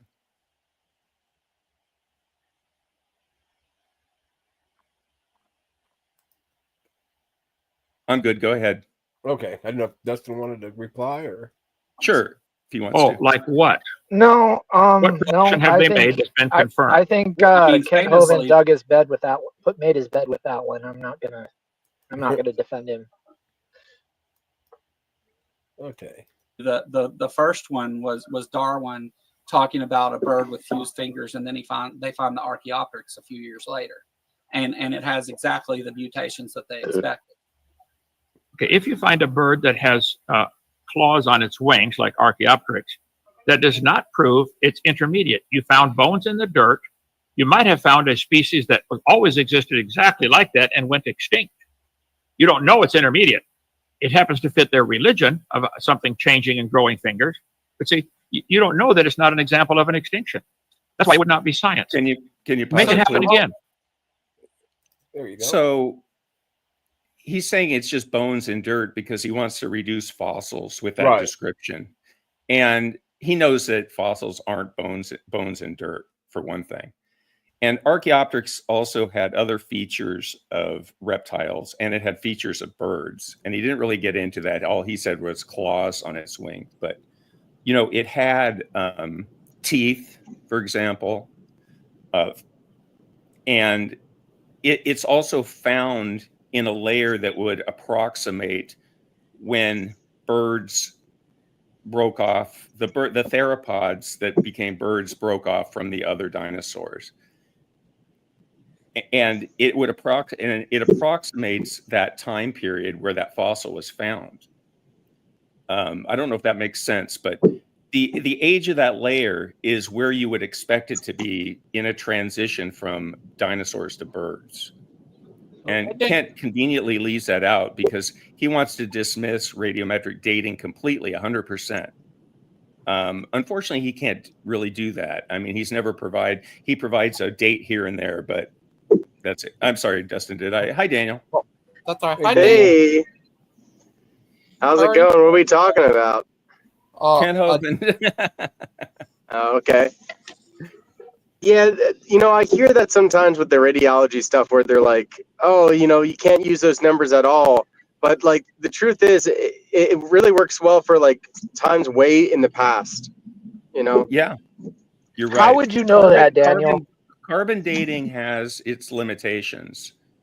And carbon dating can give you wrong dates because of such things as dead carbon in shells and different types of contamination of sampling and that kind of thing. So Daniel's right. Radiometric dating is better for older things. We have better corroboration of that. I'm sorry, Dustin. I think I interrupted you. Go ahead. No, I don't see how you. This whole thing is ridiculous.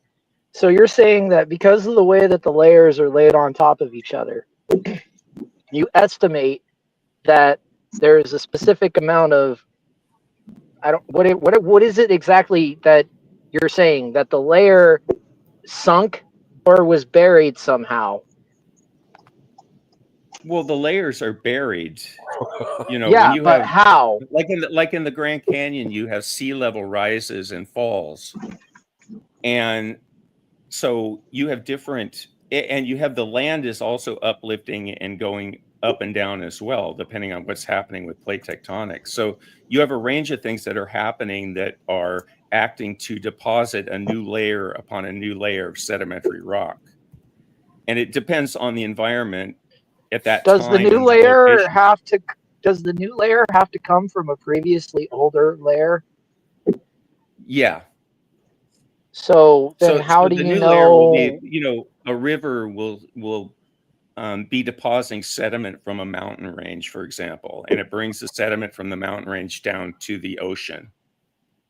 But that material was deposited elsewhere and from an older source. Or it was a rock, and then it got eroded by water or whatever, wind or whatever erosional process happened to create sediment from that rock, and then the sediment washes down with rivers and water bodies basically to the ocean. But the idea is that the new deposit was from an older source, right? So then that's for sediment. Yeah, exactly. So how does the new sediment deposit register as a different age? Well, because you have volcanic elements that are either part of that layer or as a flow, say above or below that sedimentary layer. And so, you can get a range of dates for that sedimentary layer by volcanic elements either in it or above and below it. And is there something about you start when a magma solidifies, you're starting with all parent product in terms of radiometric elements. And so it's the percentage of the daughter product that's through time that as that radioactive element goes through its half-life. Are you saying that heat makes the radioactive element age at a different rate? No, it's like it starts at zero when it's melted, when the rock is melted. And so it does change the rate. So it does change the rate by which it ages because of the heat. No, it doesn't change the rate. What do you mean? That's the whole point of why they use it, is because it never changes. Dude, Daniel, I am not asking you. You do not know anything about this. I guarantee it. Well, guarantee it. I know, but Dustin, Daniel's part of this discussion. I mean, he's on the panel. You'll just agree with him because he agrees with you. And then he gets to feel like he's smart, like he understands this, but he doesn't. Well, I guarantee he doesn't have a rudimentary understanding of what you're saying right now. I'll put money on it. I disagree. Yeah, because he agrees with you. Because he agrees with you. Well, I don't think we probably agree on, I mean, Daniel's a Christian and I'm an atheist, so I doubt, there are things we definitely disagree about. It's not for the love of Mike, I don't care about what he agrees on. I'm trying to get to a point here. I'm trying to understand something, right? You're saying that the deposit from the heat changes, right? Maybe not slows down or it's melted and it solidifies. You have to picture a volcanic magma, a lava that's solidifying. I'm looking at the red hot puddle of magma. It's solidifying as a layer, say, over a sedimentary layer. Correct. Or say there's a sedimentary layer, say there's a volcanic layer, and then there's a sedimentary layer like a dune, a sand dune that gets deposited on that lava layer. And then there's another lava layer that gets placed on top of that dune deposit, which ends up becoming a sandstone. Those three layers are different ages, right? I don't know. I don't know. I'm trying to find this out. Well, I don't know. You have a volcanic eruption, and then you have a sand dune being deposited over time on that volcanic deposit. And then you have another volcanic layer from the volcano putting another layer on top of that. Are not all these things in the same place at the same time, relatively speaking? Yeah. So how do they age at different rates? Well, time goes on, right? I mean, you might be standing in the same spot, and you could be standing in the same spot a million years from now. Maybe it's positioned differently on where it is on the earth, but you're on that piece of land, that piece of crust. So is there a separate timeline here that I don't know about? No, I'm not sure what you're saying. These things are all in existence simultaneously right now. And I assume that they all have the same starting point, right? All of it, all matter in the universe. They don't have the same starting point. When you have a volcanic eruption and it lays out a magma layer that solidifies, and then for the next 10,000 years, you have a sand dune system that's deposited sand on top of that layer. And then you have another volcano that lays another volcanic layer on that 10,000 years later. You have several tens of thousands of years difference between those layers. Do you understand? But they're all, but yet they're in the same place. Those layers are all the same layers that they were before they became amalgamified in this new layer. There's no birth certificate that comes. I mean, it's the age of the layer, not the age of the molecule. But how are you going to know the difference? Because you're able to radiometric date those lava layers. Yeah, no, I'm just not buying it, bro. It doesn't make sense, right? Like, you guys are a bunch of scientists. I just don't think you've delved into it enough. What you've done is you've circled the wagons, right? You've created your own little language, okay? And you say anybody that has any questions about what we're saying here doesn't understand. And you pretend like you're the majority, but the reality is there's a lot more people that don't understand the things that you're trying to say right now than the people that claim that do. What do you mean? I have been trying to understand this. I have been putting all kinds of effort into understanding what it is you're saying right now. How the introduction of heat, lava, and layering somehow changes the date of the material because of the way it was deposited. We can tell the age of it. It doesn't change the... I'm having a... Azo, help me out here if you understand what Dustin's getting at here. I gave up on that a long time ago, but I still like having one on the table. Well, just let me, or Daniel, somebody. I think I understand what he's trying to say. I think he's trying to say that like all material like was started at the same point, and no matter like if it becomes magma or anything else, it's still the same stuff. So in his mind, it should always have the same radioactive dating. Do you see that? No, that's not what you were good right up until the end. You were good right up until the end. Daniel, do you see, though, how the layers can be different ages based on what I described? Yeah, because it's creating new layers through the magma. Right. So let me make sure I understand. So when magma is introduced to a layer, there's what sort of a birth certificate, right? Like mommy layer and daddy layer came together. For the magma layer. Mommy layer and daddy layer came together and made baby layer, and now baby layer has an expiration date until it comes to another mommy layer. Like no, and I thought daddy layer got the vasectomy. So how did he end up having baby layer? Mommy's been cheating on him. Maybe I'm not describing it right, but that's not how it is, Dustin. Well, but what you're saying, look, okay, I'll try and steal. We're dating the age of the layer. Right, and different layers are different ages depending on the environment that occurred at the time the layer was created, whether it's a volcanic layer or a sedimentary layer. Is there something new about the layer? It's a new layer. So the minute there's a new volcanic flow that solidifies, it's a new layer. And that's when the date of the layer is. That's the age of that layer. Every layer has a different age.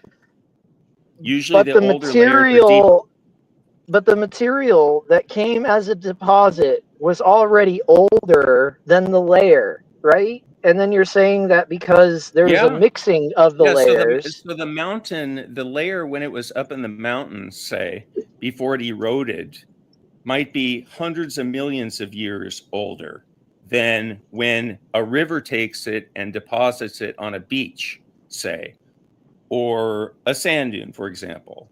All that came from older layers. Then if it's from an older layer, I imagine that the C14 content or the radiometric dating for barium, strontium, or potassium argon. Potassium argon, thank you. You would expect there to be cross-contamination, right? There can be contamination if groundwater comes into play. You can contaminate a sample. So whoever collects the sample has to make sure that it wasn't contaminated. And you can tell if there has been groundwater contamination, for example. Where on earth would you find an uncontaminated sample from groundwater? Well, groundwater doesn't always contaminate the sample. It depends on what the groundwater is carrying in it, to whether it changes the composition or not. Yeah, go ahead. Okay, why don't we go from a different direction here? Is there a set of rules, right? Like a given set standard? I don't even know how to ask this question, man. You're trying to convince me that a layer that is already pre-existing changes its date based on what it's being exposed to. No, based on it becomes a new layer. Have you ever seen a river? Have you ever seen a river that comes out of the mountains and carries sediment with it? I mean, I've seen rivers, yes. Right. And they're carrying dirt and different, you know, they're carrying sand, they're carrying silt, they're carrying anything that was in that mountain. And they're carrying it and depositing it somewhere, whether it's on the riverbank or whether it's at the beach. The river's going down to the ocean. So it's becoming a new layer when it's deposited in that new location, and it gets buried, assuming it gets buried and cemented and becomes a rock. And then, you know, we discover it later, say. Hey, Luke. Pre-mineralization. What's up, man? Let's keep watching the video. What are we watching? We're not watching Lupin right now, that's for sure. We're watching Kentucky Atheist when he debated Kent. Did you see that? Can you put me full screen? Can you put me full screen real quick, Gigi? Just drag me over. Now you're watching Lupin. All right, now you can turn me off. Now we're watching shit. Come on. I get if you say so, Dustin. I hope you're doing well, brother. No, God's very clear. He made it clear. All cows produce cows. And he said 3 times in the first 7 chapters in the Bible, they will always bring forth after their kind. Now, if you've chosen to deceive yourself, that's your problem. But God said that bring forth after their kind. That's all anybody sees. But if we're looking at this from a scientific view, we're not going to invoke God, right? Because yeah. So within science, we look at evolution, and they make lots of these predictions. We'll find. I dare you to call them. After the fact, and it's happened many times. Within genetics, we see the same thing. We predict that we'll find certain genes in animals that are related in certain ways, and we do. The hereditary is explained through genetics. So, I mean, how do we? If we take evolution out of that, which is the basis for so many other branches of science, how do we then account for wiping out whole branches of science? I love science. I'm begging you to call them on chemistry. I got a lousy chemistry teacher in high school. Are you an illegal, Lupin? But you're saying they find fun. Are you an illegal? Because if you're an illegal, I'm calling ICE right now. Call them. I dare you to call them. Are you an illegal? Call them. Answer the question. Let's get back to the video. I got to answer you. So this answers a prediction. You're assuming then I hope that the you're layers of the earth illegal, are actually. the geologic column. You hope I'm For years, there is no such thing as a geologic column. The layers are not different ages. All over the world, the fuck out. trees are found standing up through these layers. All the layers formed in 1 year, Noah's flood. Polystrata fossils, they're common. They're thousands of them. Watching anyway? So your whole geologic column, I know that's your Bible. Not you believe in it, but it's not. To say we found a fossil in this layer, and therefore it is a certain age, is ludicrous. Sorry, I don't mean to yeah. All the fossils may be sorted based upon their body density. You might find reptiles in the same layer. If you had a worldwide flood and the dead animals are floating around, they would tend to settle out according to body density. Sure, they might probably all the birds are in the same layer because birds have hollow feathers, hollow bones, they float. It has nothing to do with evolution. There's a much better explanation: simple hydrologic sorting. But when we look at those layers, we don't see fast. Is it like a 1.25 or 1.5? Complexity. Dude, will you shut up, Lupin? Well, there's no such thing as there's no such thing as a simple life form. Okay, no such thing. A bacteria is not. Does somebody want to pause it? Things that I'm pointing at mostly here, but we see complexity over time as we go forward. And as well, again, sorry, go ahead. As for polystrate fossils, are you aware of the explanation for polystrate fossils? I've had some really weak attempts to explain it. I think it's much better to say the layers formed within a few hours of each other. Every tide going up and down is sucking water in and out, making layers. To have a tree stand there over millions of years is ludicrous. How does that layer? Well, okay, so that's not. I'll wait till we get into the rest of it. Okay. Go there. But Okay, I'll answer your question. I believe that any sorting that there is of the fossils, and it's not real good sorting, is best explained by habitat. Clams are found at the bottom because they already live at the bottom. Okay, or best explained by mobility. Clams can't run very fast. Of course, they got trapped first in the flood.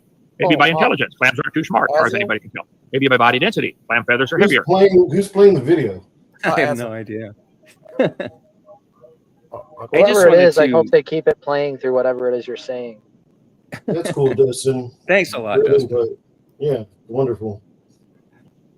I just wanted to say shells that are heavier than bird feathers. So if there's any sorting, and there is not a real good, clear sorting, I have no more brain cells to sacrifice to the altar of Big Bad Mama, what are you trying to say? I'm trying to say that what Kent is saying about polystrate fossils is not accurate. He's trying to say that scientists believe that those layers formed over millions of years. And what do they believe? Well, the current understanding of polystrate fossils is that they occur in areas of seasonal but rapid deposition. So you'll have an event will bring a layer of sediment down around the tree that's existing there, the live tree. And how long does that layer stay there for? Well, that layer is going to become a rock unit at some point. The next year, takes a lot of time, though, right? That takes a lot of time, right? For it to become rock. So let me just go through this really quickly. So the next layer will form on top of that during the next deposition, and meanwhile the tree is growing up through those layers, and the roots are going down. But so these trees year are after year these trees are uprooted, though. No. Yeah. In fact, a lot of them have fossils. I have root fossils. So they might have the root fossils, but they've been uprooted. Lupin, do you have to keep interjecting? Let him get through a sentence. I do. No, I got to stop it. I got to stop it and ask him a question. Can we kick this asshole out of here, please? No, he's just here. He's just here, but he's not asking questions. He's just interjecting. He's just interjecting, Big Bad Mama, and he won't let you finish a sentence. Let me just finish my explanation real quick. How long does it take? So let me just finish real quick because this will make it clear. So each season you have a new layer that's deposited, and each season the tree grows up through that layer. So you have layer upon layer form, and you have that tree that keeps growing. And at a certain point, that tree dies, but those layers are in place. And when they get further buried, then they get compacted and they become rock. And so I have a question. It appears as if several layers are next to that tree. Well, do you think that the tree will? It's like petrified wood. It permineralizes. So pre-mineralizes, yes. Right. But it has the whole tree has to be buried. Big Bad Mama, do you think that we could find enough polystrate fossils to get a complete and clear dendrology record all the way back? No. You don't think so? Why not? No. Why not? We just don't have that. For one thing. Why not? Hold on. No, wait. Hold on. Wait. But I don't think you understand what I'm really asking. I don't think you do. You're studying dendrology. You're saying dendrology is going to give us a complete record of time. That's not what I said. Okay. No. The tree rings from the petrified wood will give us a You're saying yes, it will. And you're saying that you can test the layers based on prostrontium, radium, and potassium argon. Yeah, but you don't. So have you don't have that element mostly in petrified wood. It's made of silica for the most part. But you wouldn't have to worry about the element right next to the silica. You could test the layer below. That's a good. And then you can do. And then what you could do is you could cross-reference the dendrology of the tree to as many of the trees as you can compare to with the known date and get a dendrology record. I don't see why not. You may not be able to link it to today, but you could get a set record of time in between when the tree started, when the tree stopped, and how long that life cycle lasted within that deposit of layers. You could You're get also it in that you're time. also making a big assumption that there's a new layer every season. You have no idea. No, I'm not making that assumption. I'm actually clarifying. He's saying I'm making that assumption, but Big Bad Mama's point. I mean, You but we said see there's a that. new layer. We don't know if that's seasonal. Well, but And we what are you see talking those about? Are types you of talking about? Are we you talking about the see tree those rings? types of environments today. So Are we you talking see about that the tree occurring rings or the today. layer?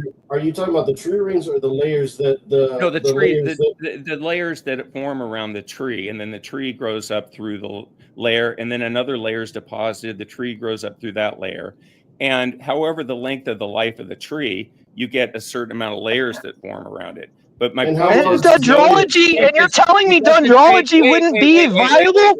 Wait, you're interrupting me. So Kent is saying that scientists are saying those are millions of years old. And my point is that scientists don't say that. Scientists don't say that those processes have took millions of years to lay those layers down. They're laid down during the life of the tree. Missing Mod says, what about the ones that are upside down though? Yeah, good point. Well, there are those. Yeah, they get washed in a flood. That's true. I mean, you have Specimen Ridge, in which you have forest upon forest of trees. Well, hold on. Yeah, go ahead. You had the answer. They happened in a flood. Yeah, Noah's flood. Because if they got uprooted, they would rot. They would rot between these layers. They could be buried. Yeah, they could be very very quickly. Then they would have become coal. They would have become coal.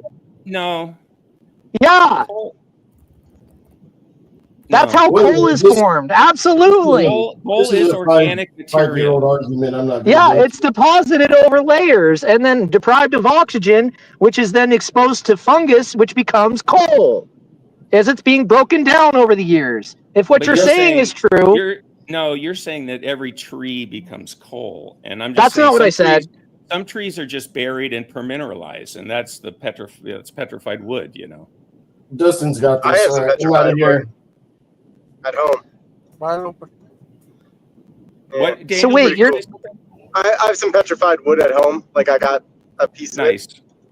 Yeah, I'm 60 years old. I've got my own petrified wood. Sorry. Okay, that took a turn. Yeah. Okay. Maybe that's a good point to keep going with. So you're saying that tree rings couldn't be linked up with each other? So tree rings, I think, in one location, Dustin, could be linked up with each other possibly. And that would give us. You might be able to tell by the thickness of a particular tree ring, which of course is petrified wood. It's not even wood at that point. It's silica. Correct. But it preserves the rings. So some rings might be thicker. And so one year you might have had a really good wet year where that tree really grew. And so you're going to have a big ring there. And you might see that same pattern in another piece of wood. Well, I mean, until we can match up the pattern with modern day wood, if it's possible. Yeah, I don't think it is because BBM silica is the same. Yeah, Daniel. Is silica the same as silicon dioxide? Yeah. Some of it, yes. Is quartz. Petrified wood is quartz. Yeah, I was going to say that's technically quartz. Yeah. Definitely.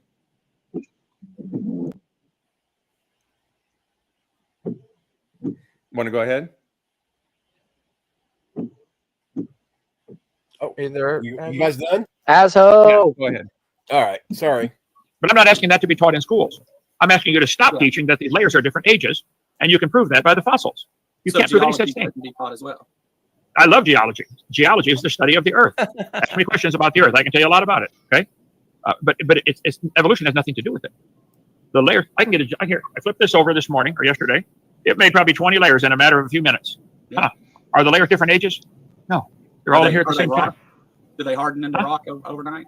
So sure, I could take the water out, let it dry out, and they would. Now, it'd be overnight. But layers form rapidly. Well, layers can form rapidly. If I shuffle a deck of cards, is the top card younger? No, they're all the same age.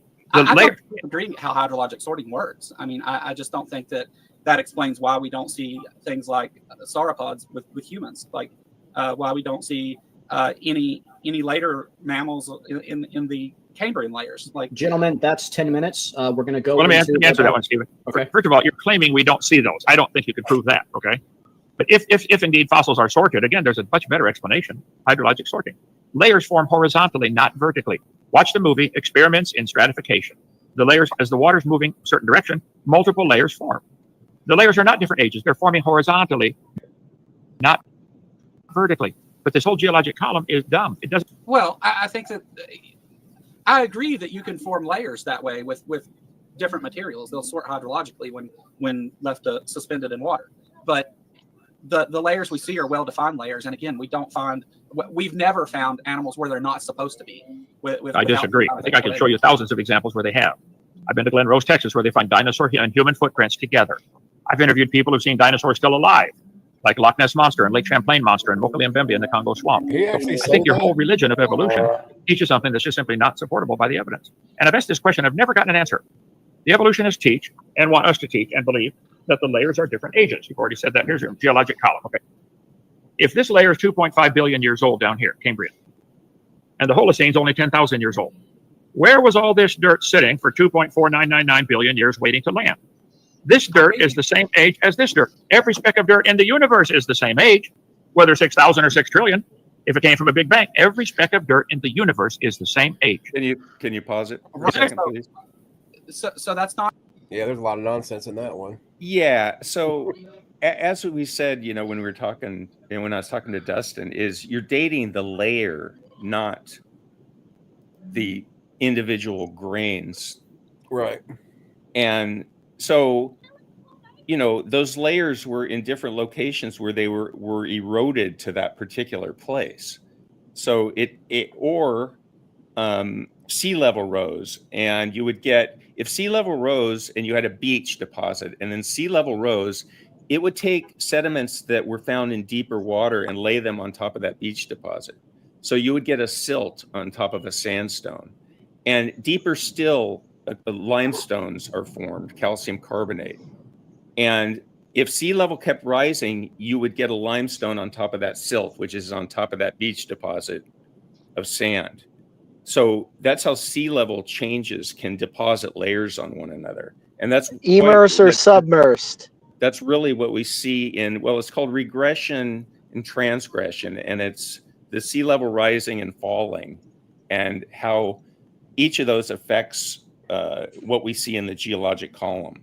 And the Grand Canyon is a perfect example of it's like a laboratory for seeing sea level rise and fall. What about stalactites and stalagmites? They form, unlike other carbonates, which form slowly through the precipitation of calcium carbonate through the water column from the shells of microorganisms. Those are carbonates that form quickly through inorganic processes. The others that wasn't always theorized that way. It wasn't always theorized that way, was it? Do you guys know why stalactites are at the top? Because they hold tightly to the ceiling. Right. And stalagmites are at the bottom because they just might reach one day. Good for you, Daniel. That's how you remember it. That's true. That's true. And they tell you that in every cave tour. I've taken dozens of cave tours, and yeah, they tell that to that's like an easy way, like when you're a kid and stuff, you learn that and you never forget it. I never forgot it. Right. It's like the mitochondria. It's a powerhouse. You must have taken a cave tour at some point. Oh yeah. I like caves. Caves are awesome. I love how dark it can be inside of a cave, especially one of these ones that are deep underground where it's like water and they turn off all the lights and it's like that's so darkness. Cool. Yeah. All you hear is like a drip of water, but it is 100% dark. It hasn't always been theorized. It hasn't always been theorized that stalactites and stalagmites form quickly, though, has it? Well, I'm saying they form quickly compared to, they're old and some of them are, thousands of years old. But I'm saying quickly compared to how limestone forms. In limestone, geologic and then time, I'm saying in geologic time, stalactites and stalagmites form quicker than limestone forms. but there I remember in what was it was middle school, the theory back then was that they take millions of years to form. Yeah, I don't know what the oldest one is. That's a good question. Most of them, like the big ones that I've seen, are thousands of years old. But yeah, I'm not sure about that. I can't answer that.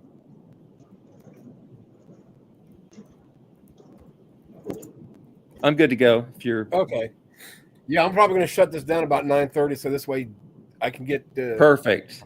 Gigi out of here and in bed or enjoy the rest of his night. Perfect. So in about 15 minutes or so, 20 minutes? Yeah. Okay. And that's not set in stone, but give or take. No, that works for me. I got to get going at some point. So okay. Not necessarily wrong, but I think geomorphology is the thing you're looking for. Because of land masses moving and changing and erosion and wind blowing it around over time, tectonic movements and all that, we recycle. Very familiar with all that. We recycle the rock down into the mantle, which then is melted, and that's kind of what we call new rock. Like volcanic rock, we consider to be new rock, even though it's made out of materials that were already part of the earth. Well, that was my argument. If you're moving it around, even changing it, metamorphic or igneous rock coming out of a volcano, it's still the same dirt. It's still the same molecules. Well, we don't moving it from here to here. That's why if I shuffle a deck of cards, is the top card younger? That's what you guys are claiming. Because we moved it over here, we sank it down into the earth and melted it, and it came back up. Therefore, it's now a different age. No. It's still the same dirt. It's not a different age. The mechanisms that laid down that layer are the different age. We don't, whenever we look at those things and we try to get an age of them, we don't look at just the age of the dirt. Like, for example, with carbon dating, we're measuring the amount of carbon and putting it in a ratio of what it, and we understand how much there should be because of solar rays and all that stuff. And the soil holds a certain amount of that. So whenever we look at that layer and we see that certain amount, we can say, oh, well, this is this age. But usually the layers, the way that we age them are, and I know you love this, but we use index fossils. So we know the age of a particular animal and we can compare it to things such as things that grow in the ocean, different reefs and stuff that we know grow on a certain time scale. We can confirm that age, and then we know that things in that layer are that age. So then they say, yes, that layer's that age. And I know you think that's circular reasoning. Oh, there it is. Even the evolutionists think it's circular reasoning. American Journal of Science. Intelligent layman has long suspected circular reasoning in the use of rocks to date fossils and fossils to date rocks. The geologist has never bothered to think of a good reply. It cannot be denied. Let's see. They're arguing in a circle. The age of rocks by the age of the fossils, and the fossils by the age of the rocks. So, New Scientist magazine. They admit it. There's an American Journal of Science. Real quick. Yes, it's circular reasoning. So wait. Before you go, if my socks are crusty, does that make my socks older or younger because of the amount of the material that's deposited in them? And would I have to carbon date them to check this? I don't like this picture I'm getting in my mind of having to look at dirty feet. Well, why not? The dirt comes from the same place you work. I'm confused. If you would have used something other than your feet. I just want to know, is my socks older now because of the deposit? Your socks are older than they were a day ago, or before you had the deposits, right? So your socks with the deposits are older than the day you bought the socks new, right? Correct. Okay, there you go. So then that makes them new now, though, because the layer makes them new, right? Well, it makes the crust new. Correct. So now if we were to date the crust, my socks are new. I have new socks. Isn't the crust a separate layer, or has it it's permeated the sock? If you separate the layer from the sock, does that mean that the layer exists? Because doesn't the layer by definition need the sock? If the crusty layer is on top of the sock, then the crusty layer is younger. Then if the crust has permeated the layer, you wouldn't be able to distinguish between the crust and the sock, maybe. I don't know. Oh, it's permeated. I guarantee it's permeated. Okay. So I have new socks is what you're telling me. Copy that. Yes, you have new socks. Sell them back, take them back to the store. They might take Money them with back. that explanation. Or You want me to selling come us with you? antiques. So, Big Bad Mama, this is a question from pure ignorance here. So, indexing the fossils, they say they use that for dating the rocks. Originally, they must have used some kind of equation to come to those conclusions about the indexed rocks, the fossils, right? Thank you, Daniel. That's exactly what I wanted to say is you're getting a date of that layer from volcanic rock, either above or below it, or in the layer, in the sedimentary layer itself. Say you had an ash fall or something. So you have a date of a particular layer, which has a particular fossil that only existed within a certain time period because we don't find it anywhere else in the geologic column. So say it's a certain type of trilobite from the Cambrian, say.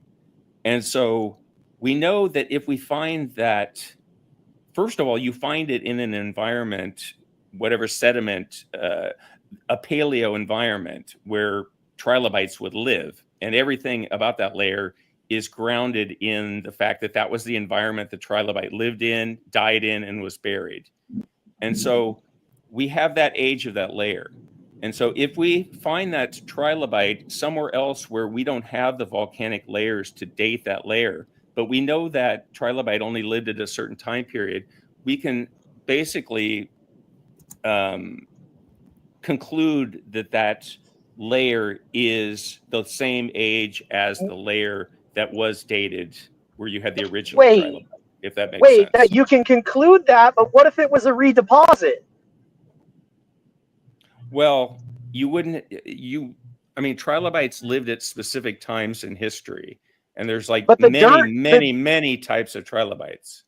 But the dirt they're deposited in becomes a stone, and if that stone gets dislodged and then moved into another layer and redeposited, couldn't that mess with your date? Yeah, so you don't want to, when you're taking samples to date something, you don't want to take parent material. So you want to collect your sample from the new layer itself and not from, say, it's a volcanic layer. You want to take your sample from the new lava that's flowed and solidified. You don't want to take it from the stuff that exploded out of the original volcano, so that it's the old material that you're dating, which sometimes you get. How would you know? Because you can see it. You can visually observe it with your eyes that it's a chunk of stuff in a matrix of lava, the new lava. So it's a chunk of hold on. Let me hear you qualify that, because what you're explaining to me leads me to more questions than it does answers. So what are you saying? Like, if I'm looking at a material, I can clearly identify that there are bits of granite inside of that. Am I to conclude so if you have pieces of granitic rock in a new lava, say, you don't, the granitic stuff is older than the lava. So if you're trying to date the lava layer, you're going to date the lava itself. You're not going to date the granitic stuff that's in there. Right. Okay, now we're on the same page. Yeah. So, but then how do you differentiate? Well, but because if you're looking at granite, you can tell a granite from a basalt, for example. You can tell but you wouldn't know. Yes, you would. But you wouldn't know if an amalgam. But hold on, you wouldn't know if, say, an amalgam of materials ended up getting mixed in because of a mud flood, right? And a piece of rock with a trilobite from a.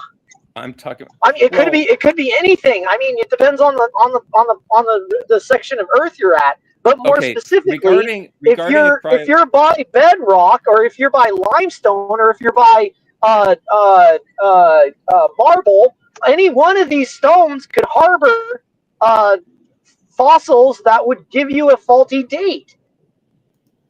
Yeah, but more than likely that fossil, if it's like you say, it's broken off and then deposited in a new sedimentary layer, say, more than likely that fossil is going to get damaged and you're not going to have like a complete fossil. It's going to get destroyed through the erosion process.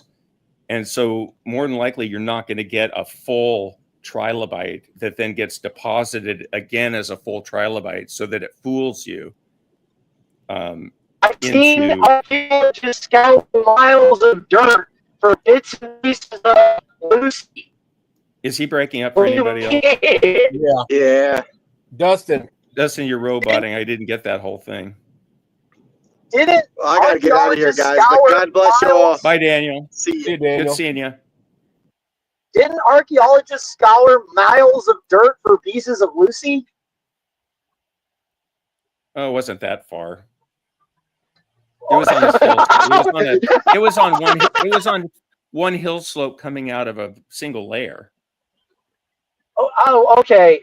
Either way, And there's better examples than Lucy of, proto-human.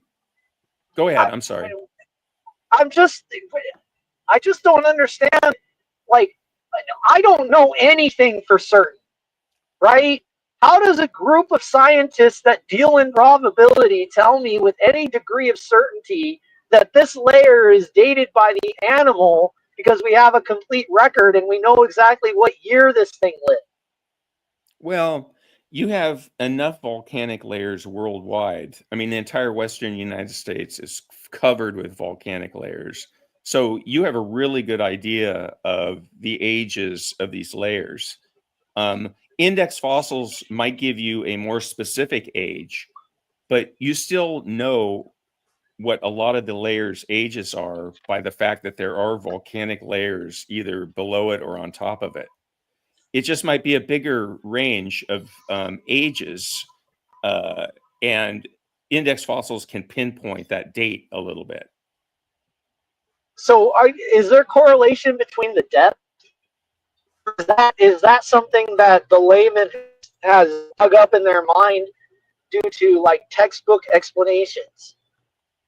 The depth. Well, I mean, is there actual correlation between that, or is that not really like? Is that just something? Usually, the older fossils are found deeper.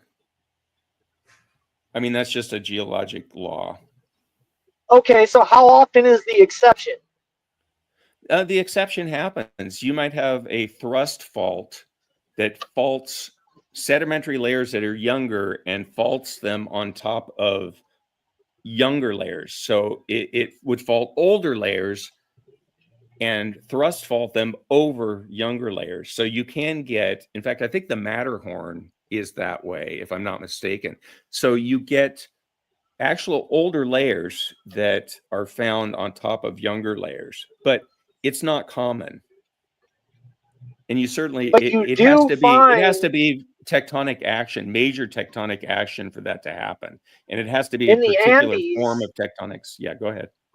In the Andes, you find whales, don't you? Yeah, you find them up in Chile, I think. I'm trying to think of what the place is called where you find the whales. Yeah. I mean, that land has been uplifted. That's why it's above sea level at this point. You're talking about you're talking about Western South America, which is a highly tectonically active area. You have the entire Andes chain going, from northern South America to southern South America. And so uplift of the land is not unfathomable. You would expect these things to be happening, these processes.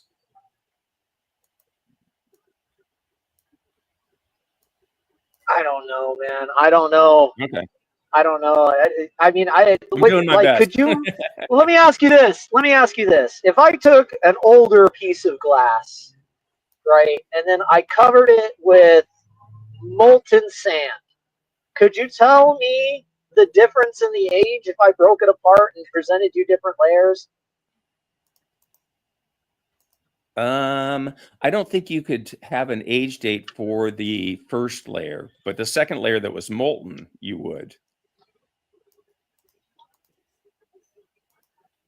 What do you mean? The glass was molten to begin with in order to become glass. How would you not have a date for the previous glass? I'd have to think about, the fact, is the new layer glass too, did you say? No, what I said was if I took an older glass, right, which you would agree has to be molten at some point in order to become glass, right? Yeah. Yeah, And but I it's covered different it with than it has to have radioactive elements in it. what And I glass don't doesn't have radioactive elements. We I have don't a know. level of background radiation all the time. What do you mean? Well, I don't know. I'd have to see, I'm trying to, I don't, off the top of my head, I don't know if you can take a half-life out of just pure silica glass. We date limestone. What do you mean? Well, no. Limestone is calcium carbonate. We also date sandstone. Well, not directly though. That's where you have to measure volcanic layers that are on top of the sandstone, or if you have an ash layer mixed in there, you can date that, but you can't just date a pure sandstone. Only you can do it through index fossils. That's where you would use index fossils. But my point is, you have enough volcanic layers where you have these radioactive elements that you don't have to have dates for every layer to be able to tell their age. I gotta get moving though. Have a good day, Yeah, Big Bad good Mama. seeing you I guys. still Yeah, want no, answers. all I right. still want answers to my other questions. You still haven't never gotten back to me. I got them still. I got them. All right. Next Thursday. You guys have a great one. Gigi, thank you. And Azo, Catch thanks. you later. That was fun. Yeah. I hope I added something to the Oh, conversation. definitely. Well, you definitely added a layer of curiosity. Or at least a layer of Good. dirt. Okay, take care. I love you, Big Bad Mama. Have a good day. And stay out. And stay out. Well, with that, I'm thinking I'm going to go ahead and shut this down. Next, we'll probably do the second half of this. And hopefully BMM could show up again, and Dustin and everybody else that added to this. See, I just don't buy it, man. I don't buy it. To rent it. Rent to own. Rent to own or just return it. Yeah, there you go. With your socks that are old. No, dude, I'm trying to look. He's saying that the things being deposited changes the age. So I want to know if my socks are new. No, they're old. They're old when you put them on. That doesn't make sense. If you get a new age by depositing a layer, why aren't my socks new? Because they're older than the dirt. But it's the dirt I'm depositing. Well, crap. I hate that when that happens. Anyway, Gigi, if you want to shut this down, you're more than welcome to. Thanks, everybody, for showing up, and we'll probably do it again next week. We've got a private message. What is it? Oh. Okay. I see what that is. Okay. They're telling me to wash my socks. Yeah, and not in dirt either. I don't have any other options. Damn it. That'll be next week's session of As the Socks Grow Old. As the socks fungus. Thank you, everybody. It's true. I have fungus. I am a